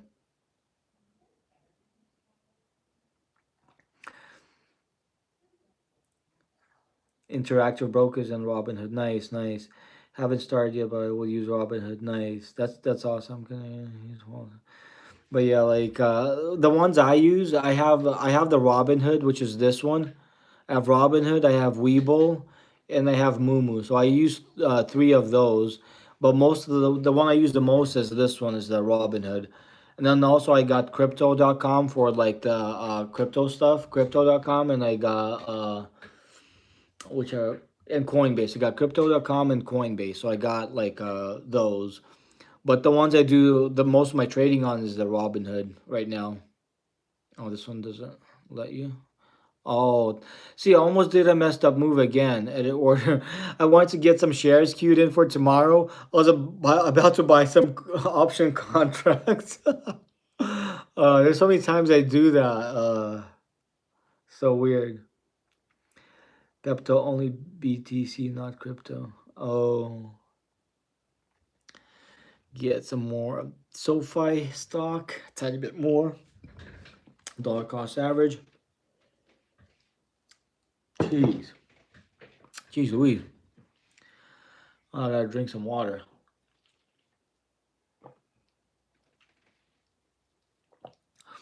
SoFi stock starting to climb even overnight. That's nice because that's like right now, SoFi is one of my biggest holdings. Right now on SoFi, I got 301 shares, 0.27, and then market value of that is 9,336.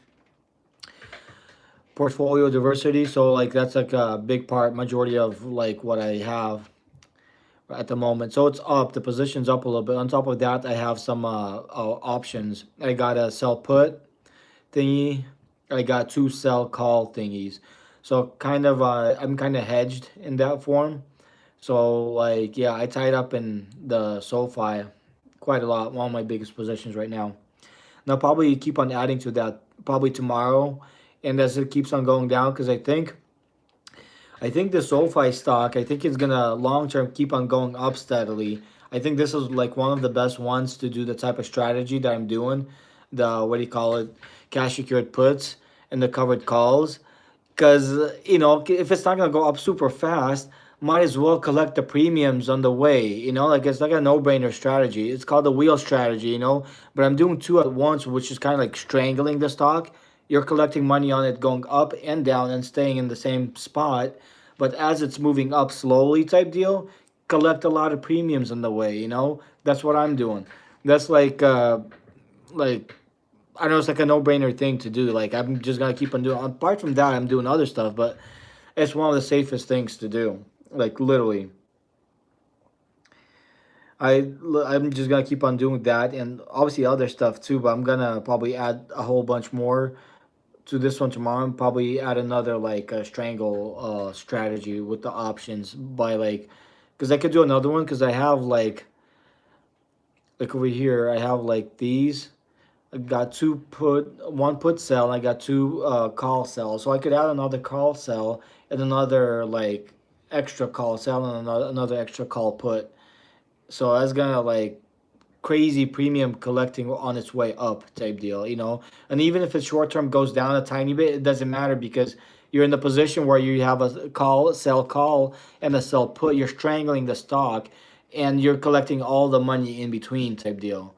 So you're riding the wave up and collecting premiums from both sides. Like that's like one of my favorite like strategies to do. One of the safest. Pretty much you could set it and don't care. Like later come back. Like if you don't want to manage it, they just set the position. And you have passive money just growing there for you. You know, and that's probably because I'm working a lot. Like that's the kind of stuff I like to do because you don't really have to manage. Like if it's a good stock, doesn't matter what it does, you're gonna get paid regardless. You're gonna collect those premiums regardless, you know. And I got this on this position on the SoFi, and I know long term is going up. And the same thing I got it on TSLL, that's Tesla leverage, but that one's more risky a little bit, but still it gives nice premiums.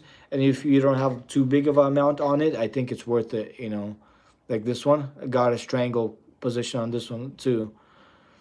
See, I got the 100 shares over here, and I sold a put on it, and I sold a call on it. So it doesn't really matter where it goes. Doesn't matter. It doesn't really matter what it does. You're collecting the money from the premiums of it just going up and down. Like You don't even have to predict the stock market much. Just do that. If it's a good stock, you should get ahead. Get out ahead. Like that's what I've done. That's one of the easiest trades to do, type deal.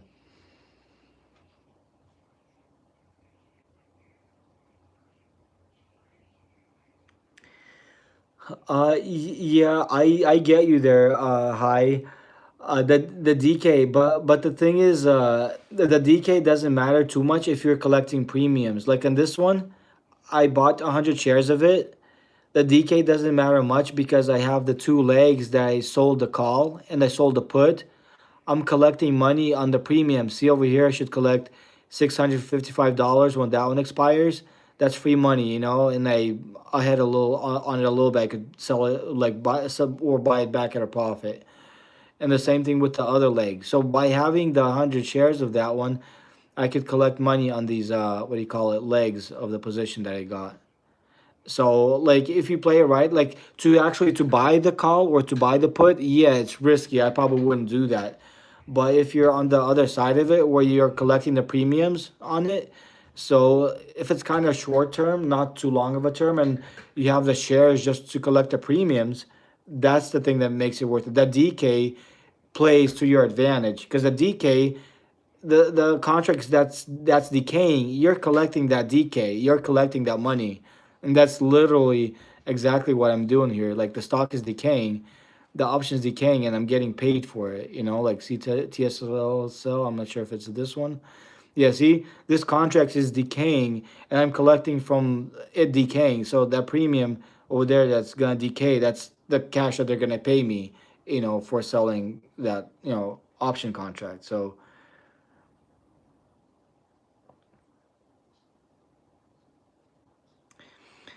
now, when you credit spread, isn't the premium lower than doing one singular sell put?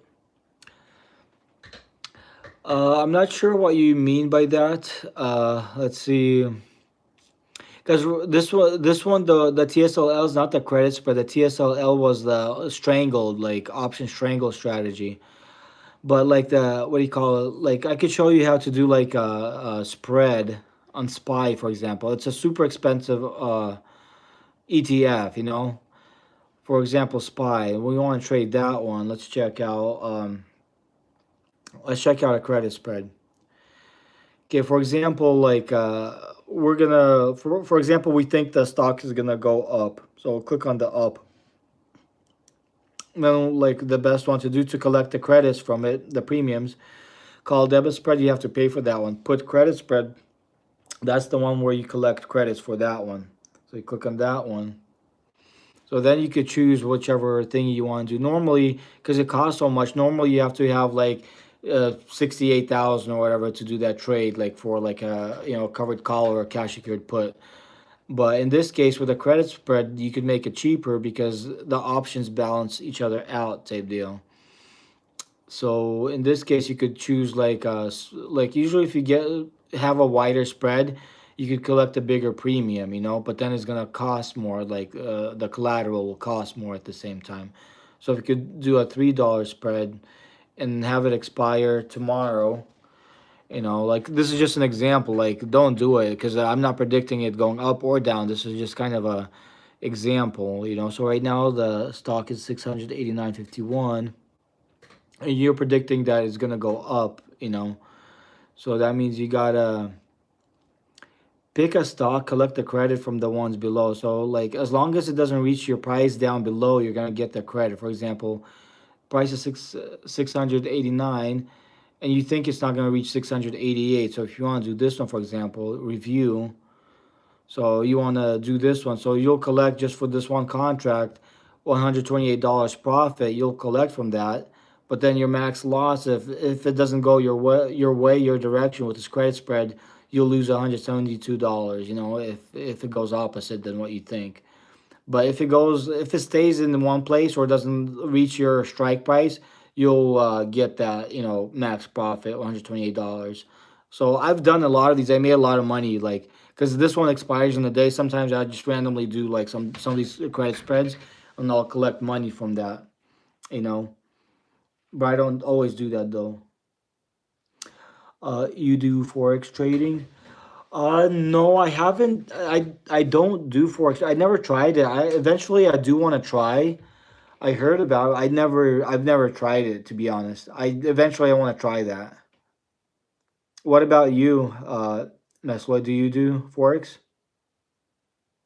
I eventually want to try it. It sounds kind of interesting, the forex trading. But yeah, this is the credit spread stuff. It's kind of risky.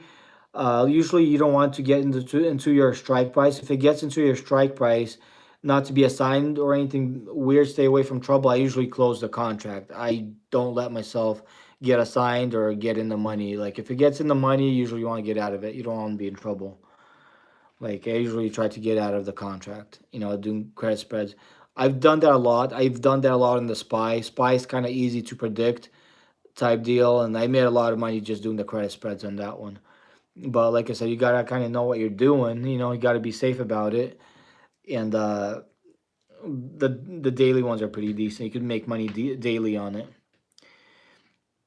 You gotta have that global macro geopolitics knowledge to have real fun with FX. Unless you're just getting off charts. I didn't do invest in the LGBTQ coin. Oh, I see. Yeah, like yeah, Forex seems interesting. Eventually I want to try it.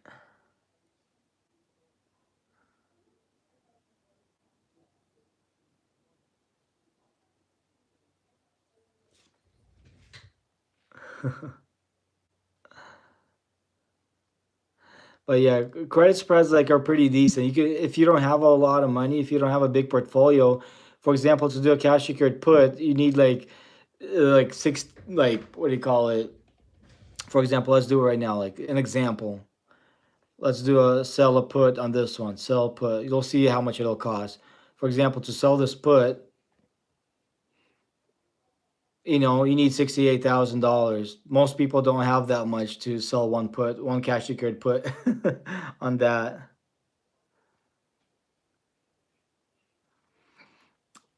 Oh, the yen thingy. That's like the currency, right? Is that a China currency? I think that's China currency, right? YEN. I don't know if this one has it. Oh, Japanese. Yen is the Japanese. I kind of mix them up as like either Chinese or Japanese. So yen is the. Oh, I could trade futures. See, on this thingy I could trade futures. Explore an example ladder. See, right now I've never actually tried trading futures, but on Robinhood I could trade futures. Like now, this is the yen futures. I could trade the yen right here, right now, if I want to. And it's open. I could even trade it right now. Just, I think I should probably do this one right here. I think that might be worth it, right? Maybe this one or maybe that one.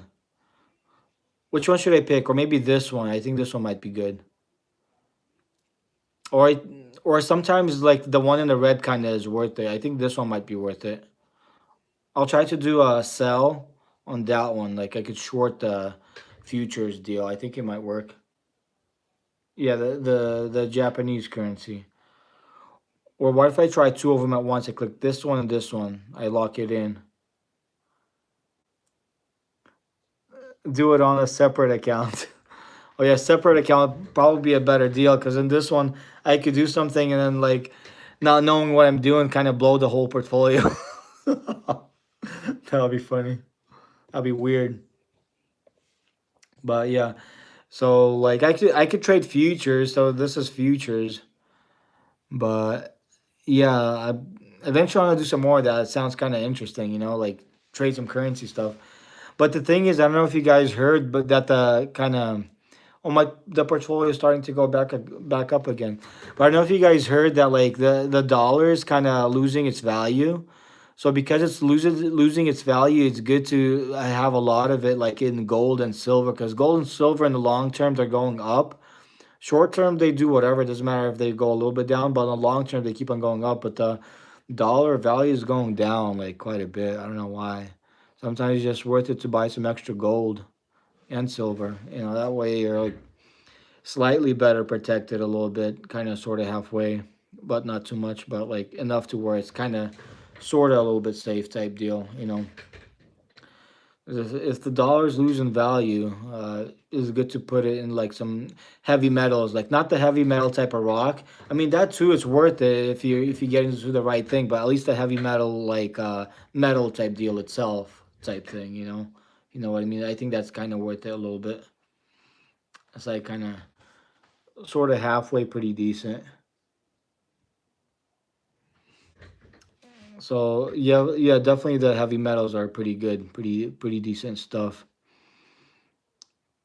I want to see if there's like I want to see if there's like so I got the gold and I got the silver here. So I call it the cyber bling, because it's in the stock market. I can't physically hold it because it's in the screen. So I call it the cyber bling because it's like gold online type deal. So it's like my like stylish cyber bling. So I'm like gotta be stylish for the market a tiny bit. So gotta make sure you buy your cyber bling type deal. It's kind of like what I'm doing. But then on top of that, to make it more blingy type deal, I want to see if they sell like diamonds. Okay, I got silver, I got gold.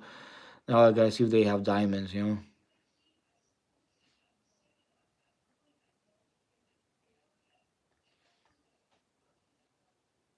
Looks like they don't have it. Maybe instead of diamond, I'll get some. Maybe instead of diamond, I'll get some of this. It's like the closest that it has to diamond.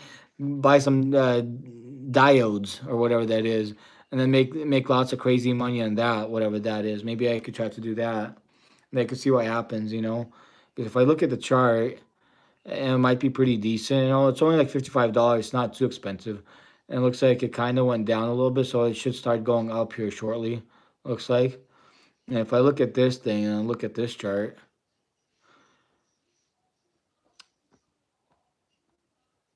then it looks like it's supposed to go back up like crazy. Yeah, instead of getting a diamond, I'll get a diode or whatever the hell that is, and like make a lot of money with that thingy. Yeah, I might as well try. Like, man, flipping they didn't have my diamonds I was looking for, but at least I could get that thing instead. I want to read about it, like what kind of diodes or whatever the hell that is. Never heard of it, but I was looking for a diamond and I found that.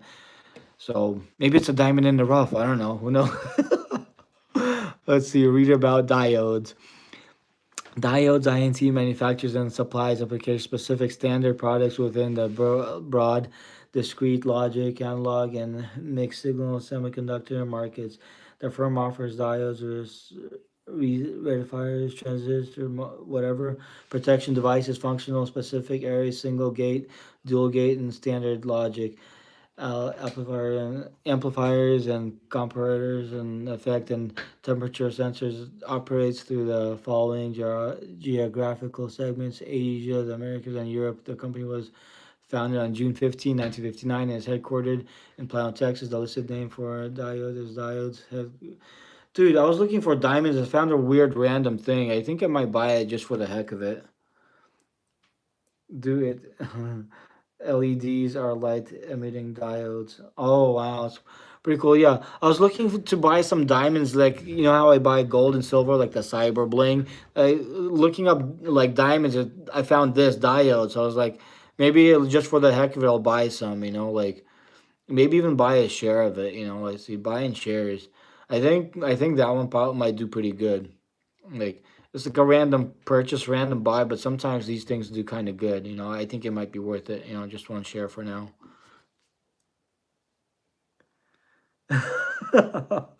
5,000 YOLO. You're the exact opposite of me. Oh, yeah, it's funny. So I bought this random stock right now. See what it does. See how it does.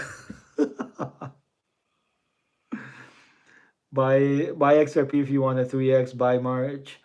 Oh, I just bought XRP. I don't have much. I only have like a few dollars worth of it, but I do have some. Let's see. I can show you how much XRP I have. I don't have too much, but I do have some. Let's see. Because I recently sold all of it at a profit, and I bought some of it back, and I keep on adding a little bit to it. But I got so much stuff here, it's hard to find out. There it is. See, I don't have too much of it. See, I only got 12 of XRP, $33 worth, 33.38 cents. I mean, like, I could add some more, but like, I just bought some today, and it doesn't hurt to add some more because I know in the long term it will go higher. 32K blocks missing. The chain is bigger than Texas. You need a server farm to run a node.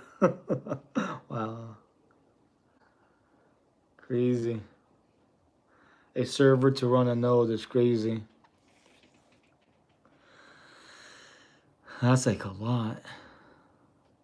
Oh wow, look, the portfolio keeps on creeping up to like the break even line. See, like it bounced up like today, like super high. Look, it bounced up to like over here. Where was it? It bounced up to 42,739 today while I was at work, and then it like went down a little bit lower. Right now it's at this price, but it keeps on going up higher a little bit. That was sarcasm, but the chain is massive nonetheless. Oh, that's funny. Wow. I gotta drink some. My throat is dry. The funny thing is because I'm live streaming, like the trades and everything that I'm doing, and I'm recording on the phone to sometimes read the messages. I use my magnifying glass, see? Because, like, I'm sitting in front of the phone looking at the messages. I have to read with the magnifying glass because the words are so small in the chat deal.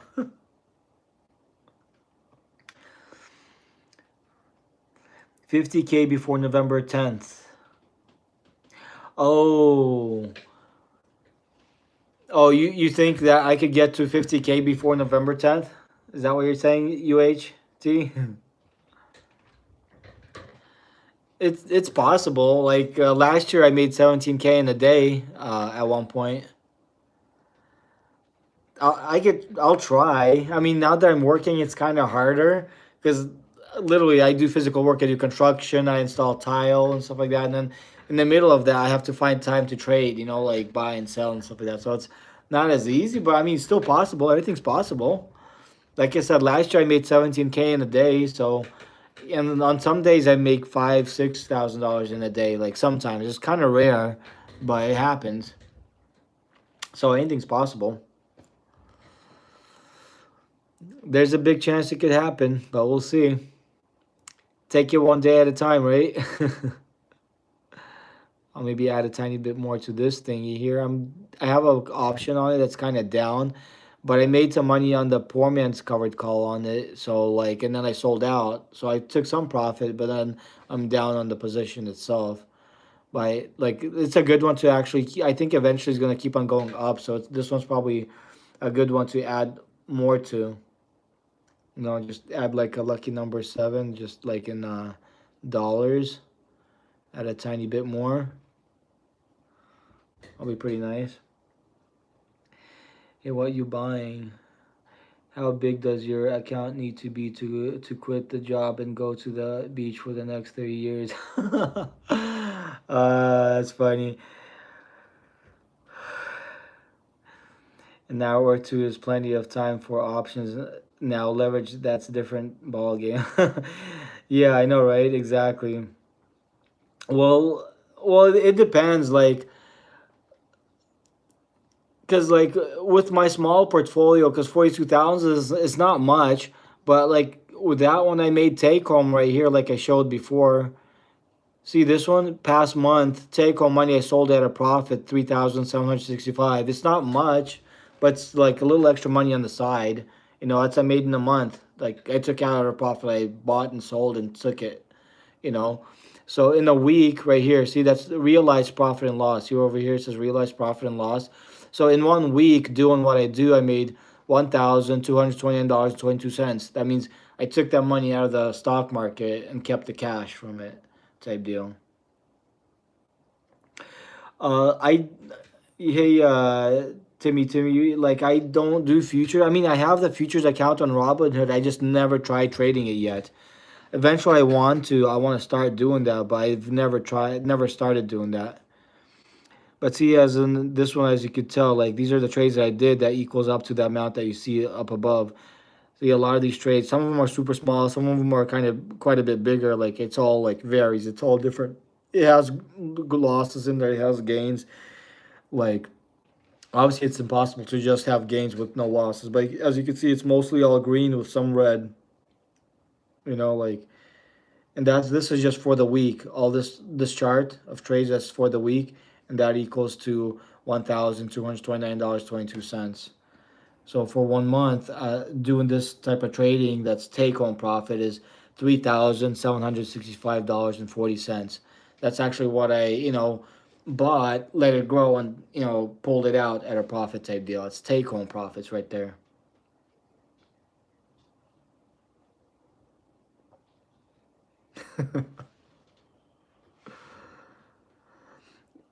What do I trade or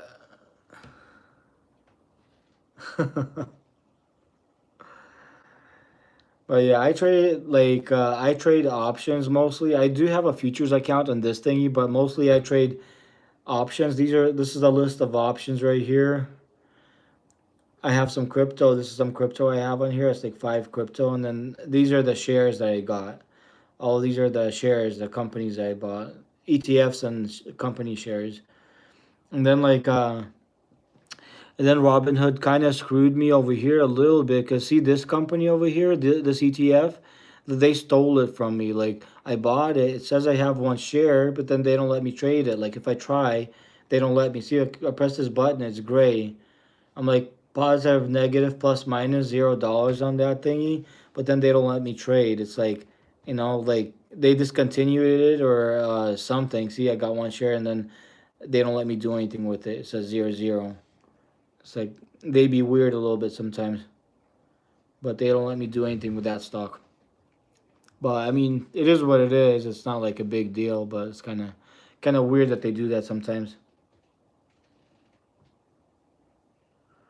Oh wow, yeah, with features on Robinhood, they have 15x leverage. Wow, that's crazy. I am really good, bro. Hope we could share ideas. Wow, a better form, precisely. Yeah, I have futures. I could trade futures on here. I just never tried. See if I click on buying power.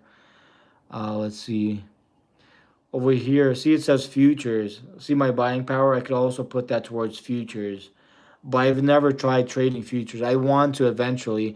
If I'm doing good in stocks and options and stuff like that, I think I'll do okay on the futures. I just never tapped into it. I had never tried it yet.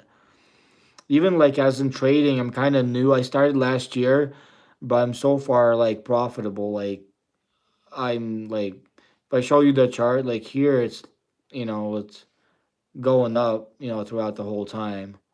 You can see like all, and I mainly started trading from April of this year on this brokerage, and went up like quite a bit. You see over there, but yeah, it's pretty interesting. I mean, I enjoy trading. Buy just 10 shares of what do you call it, TLPH and DTCK each. Is that for like stocks, or is that for like futures? Oh, nice. Awesome, awesome, man. So buy just 10 shares of it, TLPH. Let's see what that is. TLPH. This thingy, right? Is this the thing that you're talking about?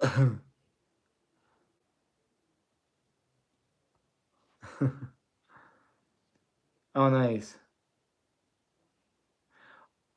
Oh, it's a great futures company. Nice. I could just buy one share of this just to kind of see what it does for now, and then I could get some more when I get kind of more acquainted to it. Probably get this in the shares, this one, and then I could probably add on to it like as I get more acquainted to it. I think it might be a good deal. So this one and which one was the other one? Let's see the other one. Buy one each and see how it goes. I know, right? For sure. DTCK. Okay, DTCK. Let's try that one. DTCK. Hell yeah. So that one should be a decent one too, huh? Let's look at the chart. It went up quite a bit. Oh wow, look at that. 3 months, it went up a lot. That's crazy. Yeah, for sure I'll get some more of this one just in case. Maybe I'll get a share of it. And then I see if it dips a tiny bit, I'll get a whole bunch more and let it go up like crazy. So one share of this one for now. Awesome. Hell yeah. Maybe just in case I'll get like three more shares of this one, because three, like, it's a kind of lucky number. If I get three, then it's gonna go up like crazy. I think I should do that. It kind of gives it some luck a tiny bit.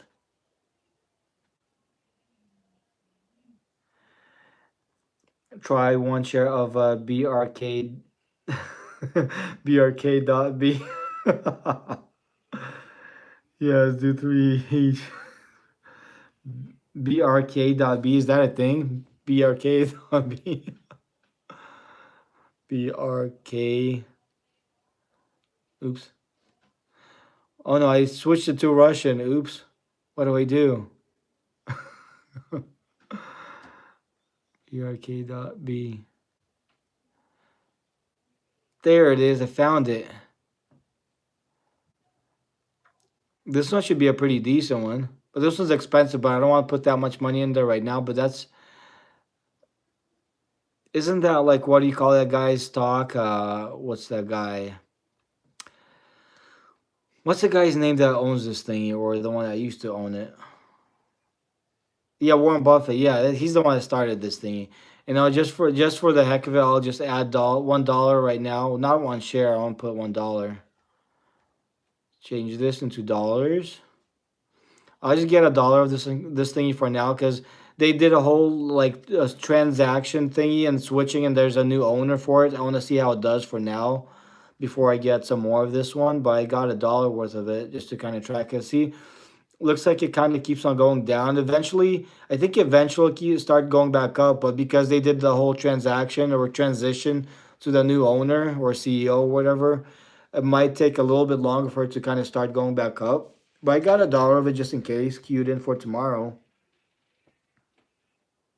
$1 for right now won't hurt. But like I said, if it goes down quite a bit and if there's gonna be potential momentum for that thing, I'll probably add a whole bunch more to it.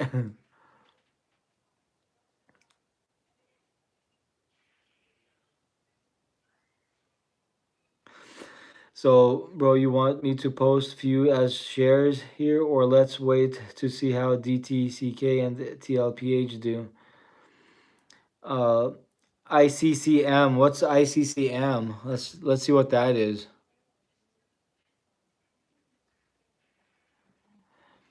Ice Cure Medical. Huh. Interesting. That one's super super cheap. Like that one's like let's see. But sometimes that doesn't mean if it's cheap that it's gonna do good. But like sometimes like who knows? But look, it fell down from over there. Hmm.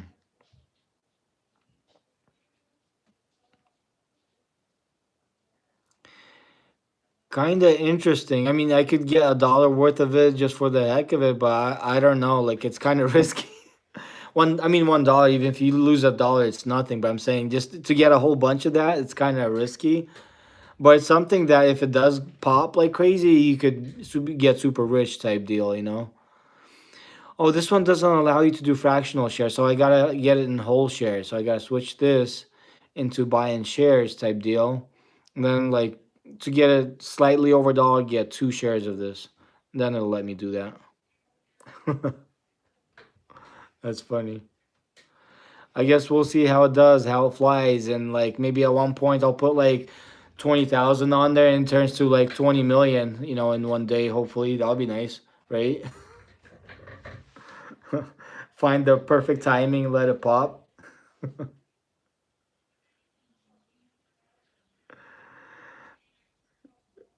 Wait, give me a few minutes. Can't tell you if it is.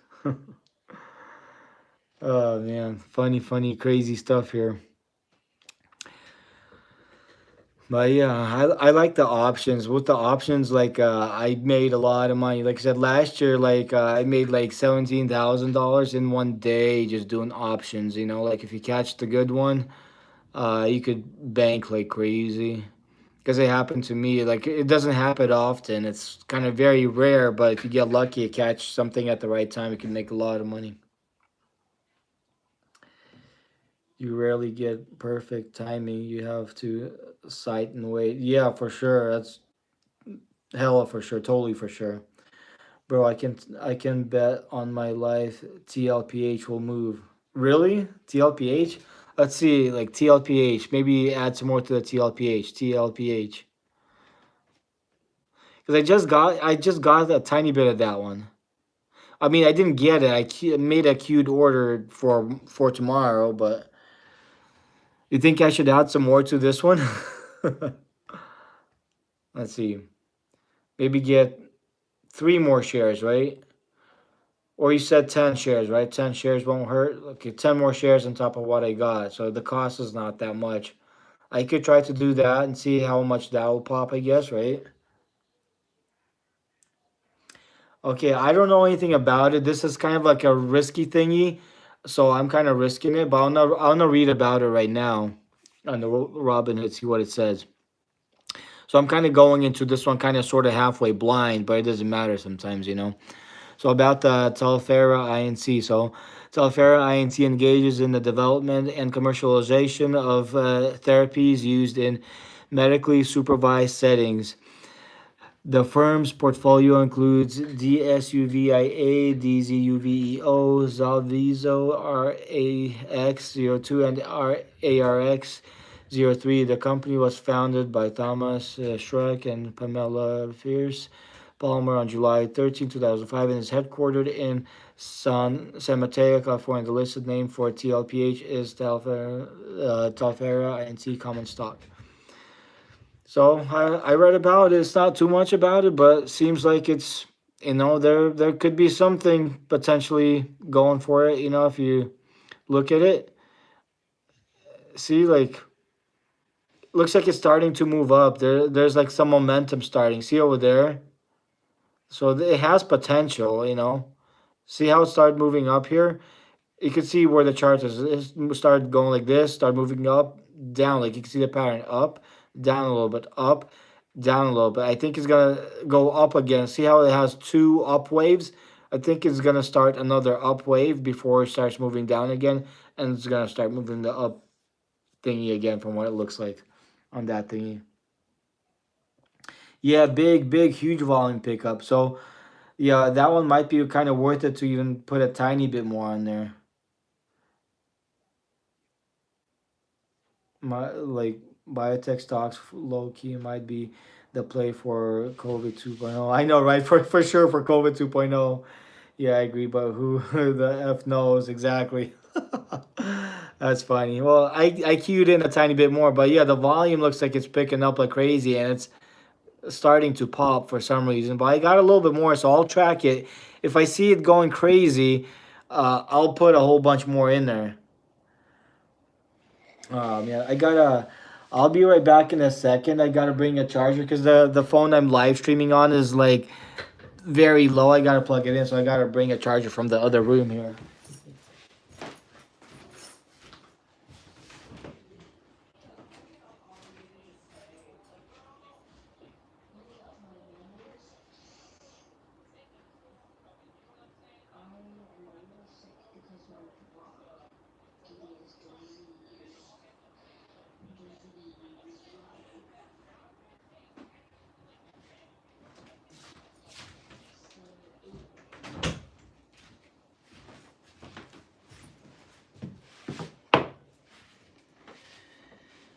Right here, my flipping charger for my phone. I gotta plug it in like crazy before it dies.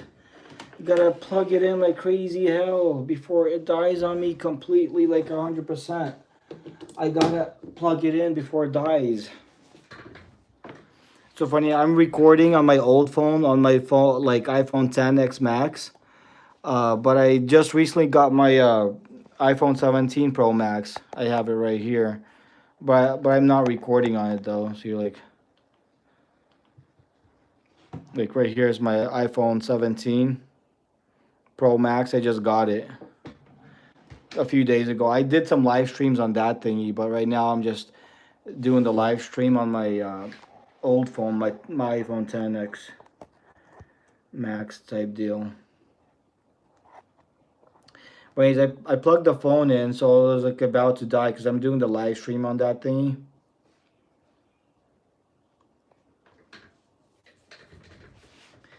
So I'm kind of back. I think you guys could see me on the reflection a little bit. See right there, like I could switch the camera for a second. You guys could see me.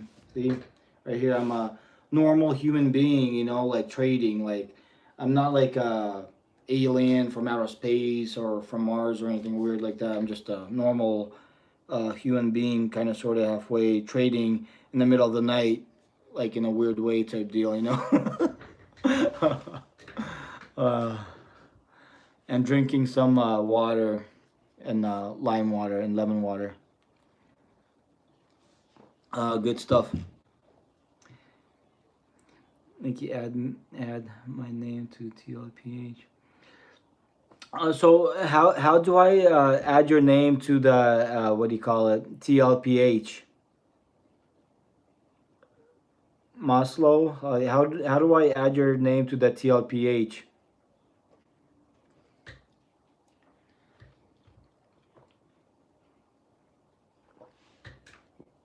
Yummy stuff.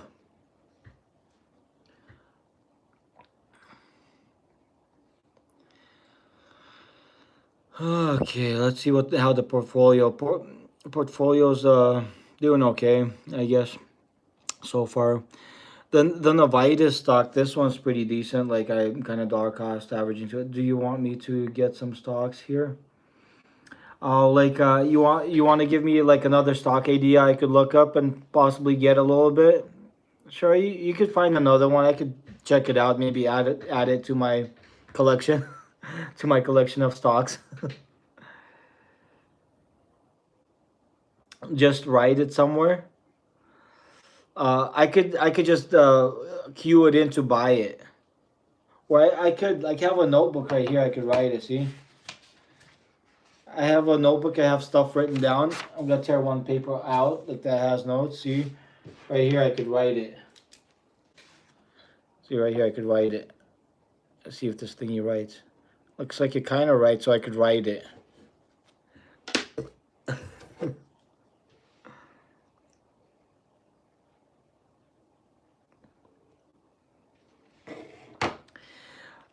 The thing is, if you share your information, like if you don't mind other people seeing it, because you're the chat, everybody could see. But this NVTS thingy, that's kind of like the baby NVIDIA. I made a lot of money on this thingy. Uh, I might add some more onto this one, like dollar cost averaging. I think I have an option on this one. But like recently, NVIDIA, like it invested billions of dollars into this one. They're kind of partners. So I did make a lot of money on this one recently. So just in case it went down a tiny bit, it's probably a good time to dollar cost average a little bit more into it. I have a, like I said, call option in it right now, and I have a little bit invested in it, but it's not too bad to add a tiny bit more here and there to that right now. Okay, that's queued in for market open. Let's see.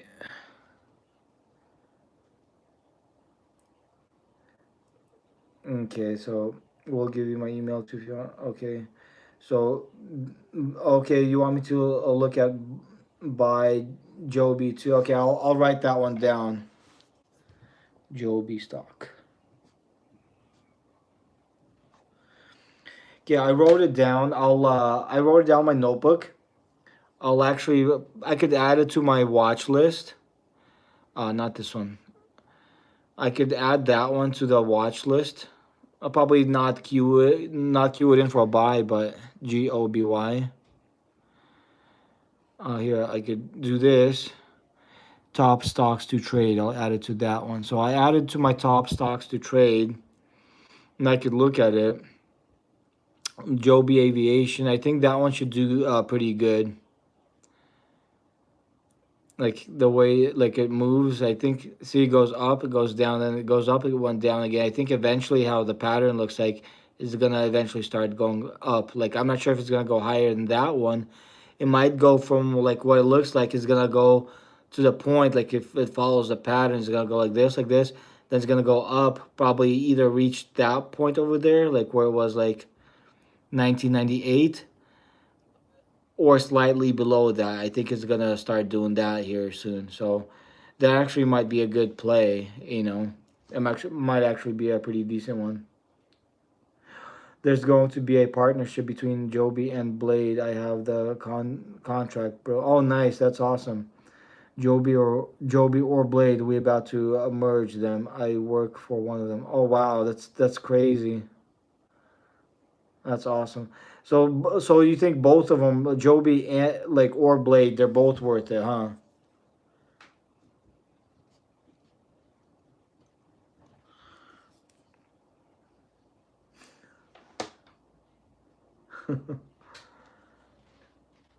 Let's see. So I added this to the watch list.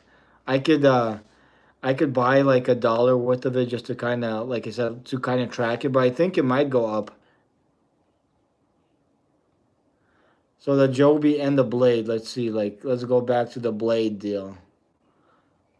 You said you said Joby and Blade. Let's see what Blade is doing. Blade is probably, look. They don't have Blade. Where the hell is Blade? There's like another weird thingy, but there's no Blade thing. This one's kind of weird. I don't know what that thing is. It's like, it doesn't look like a blade to me. It looks like some, looks like like a sinking ship, like something that's kind of sinking. Looks like.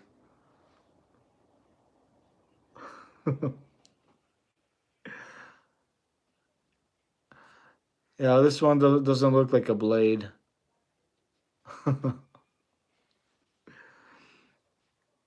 That's funny. Okay. So I added the Joby. I might add some more of it like a little bit later. Phase 3 due in December. Oh wow.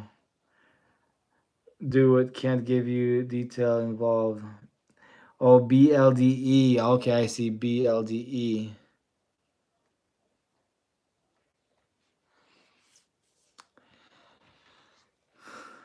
That's weird. When I type BLDE, it only has the BLD, BLDR. Looks like Robinhood doesn't have the BLDE. That's weird.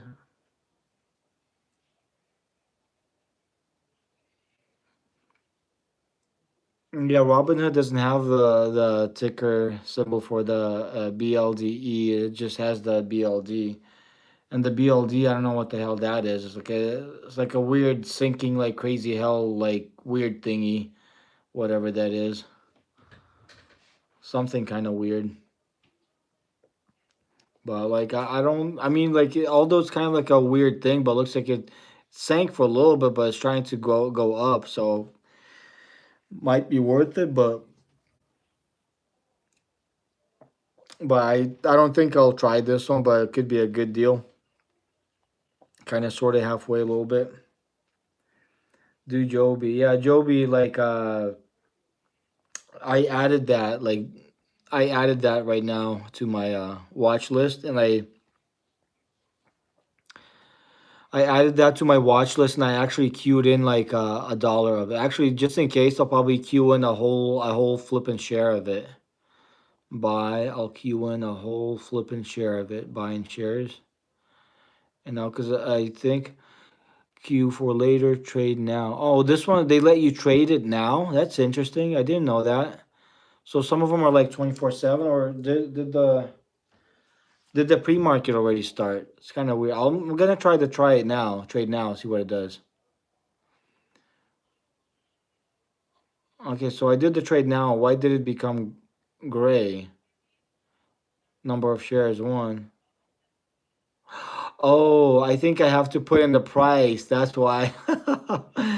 17 or 1703. I'll just do 17.01 or 02. Or I don't care. I'll get rid of 17. Like to make sure it fills, I'll do 17.03 just to make sure it fills. Okay, so BLE, let me give you the ticker. Dujobi is fine. They merged, bro. Okay, oh, they merged. Okay, but keep Joby. Okay, so yeah, Joby's the thing right now. I'm trying to get a whole share. This time looks like I have the option to buy it. It's not gonna be queued in for the market open. This one's letting me buy it, so I'll just buy this one. See review, swipe. See, your limit order to buy one share of Joby is complete. See, they didn't queue it in for tomorrow. The order is complete. I don't know why this one let me do that. Like a lot of the other ones I bought, they're making me have it be queued in for tomorrow. But this time, they gave me the option to fully buy it. Thank you, Maslow. You too, man. That's crazy. They let me buy it. That's awesome.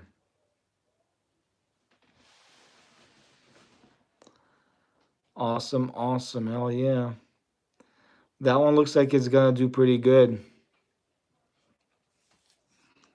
Maybe I'll add a whole bunch more. Maybe like tomorrow, sometime when I'm at work, I could add like a whole like $1,000 or $2,000 to it, and then like make it go up like crazy. Actually, I want to see if I could find it here in the things that I bought because this is a stock like list of stocks that I got. I want to see if I could find it here because I just bought it. It said the order was complete, so I should be able to find it here. Let's see if I could find it.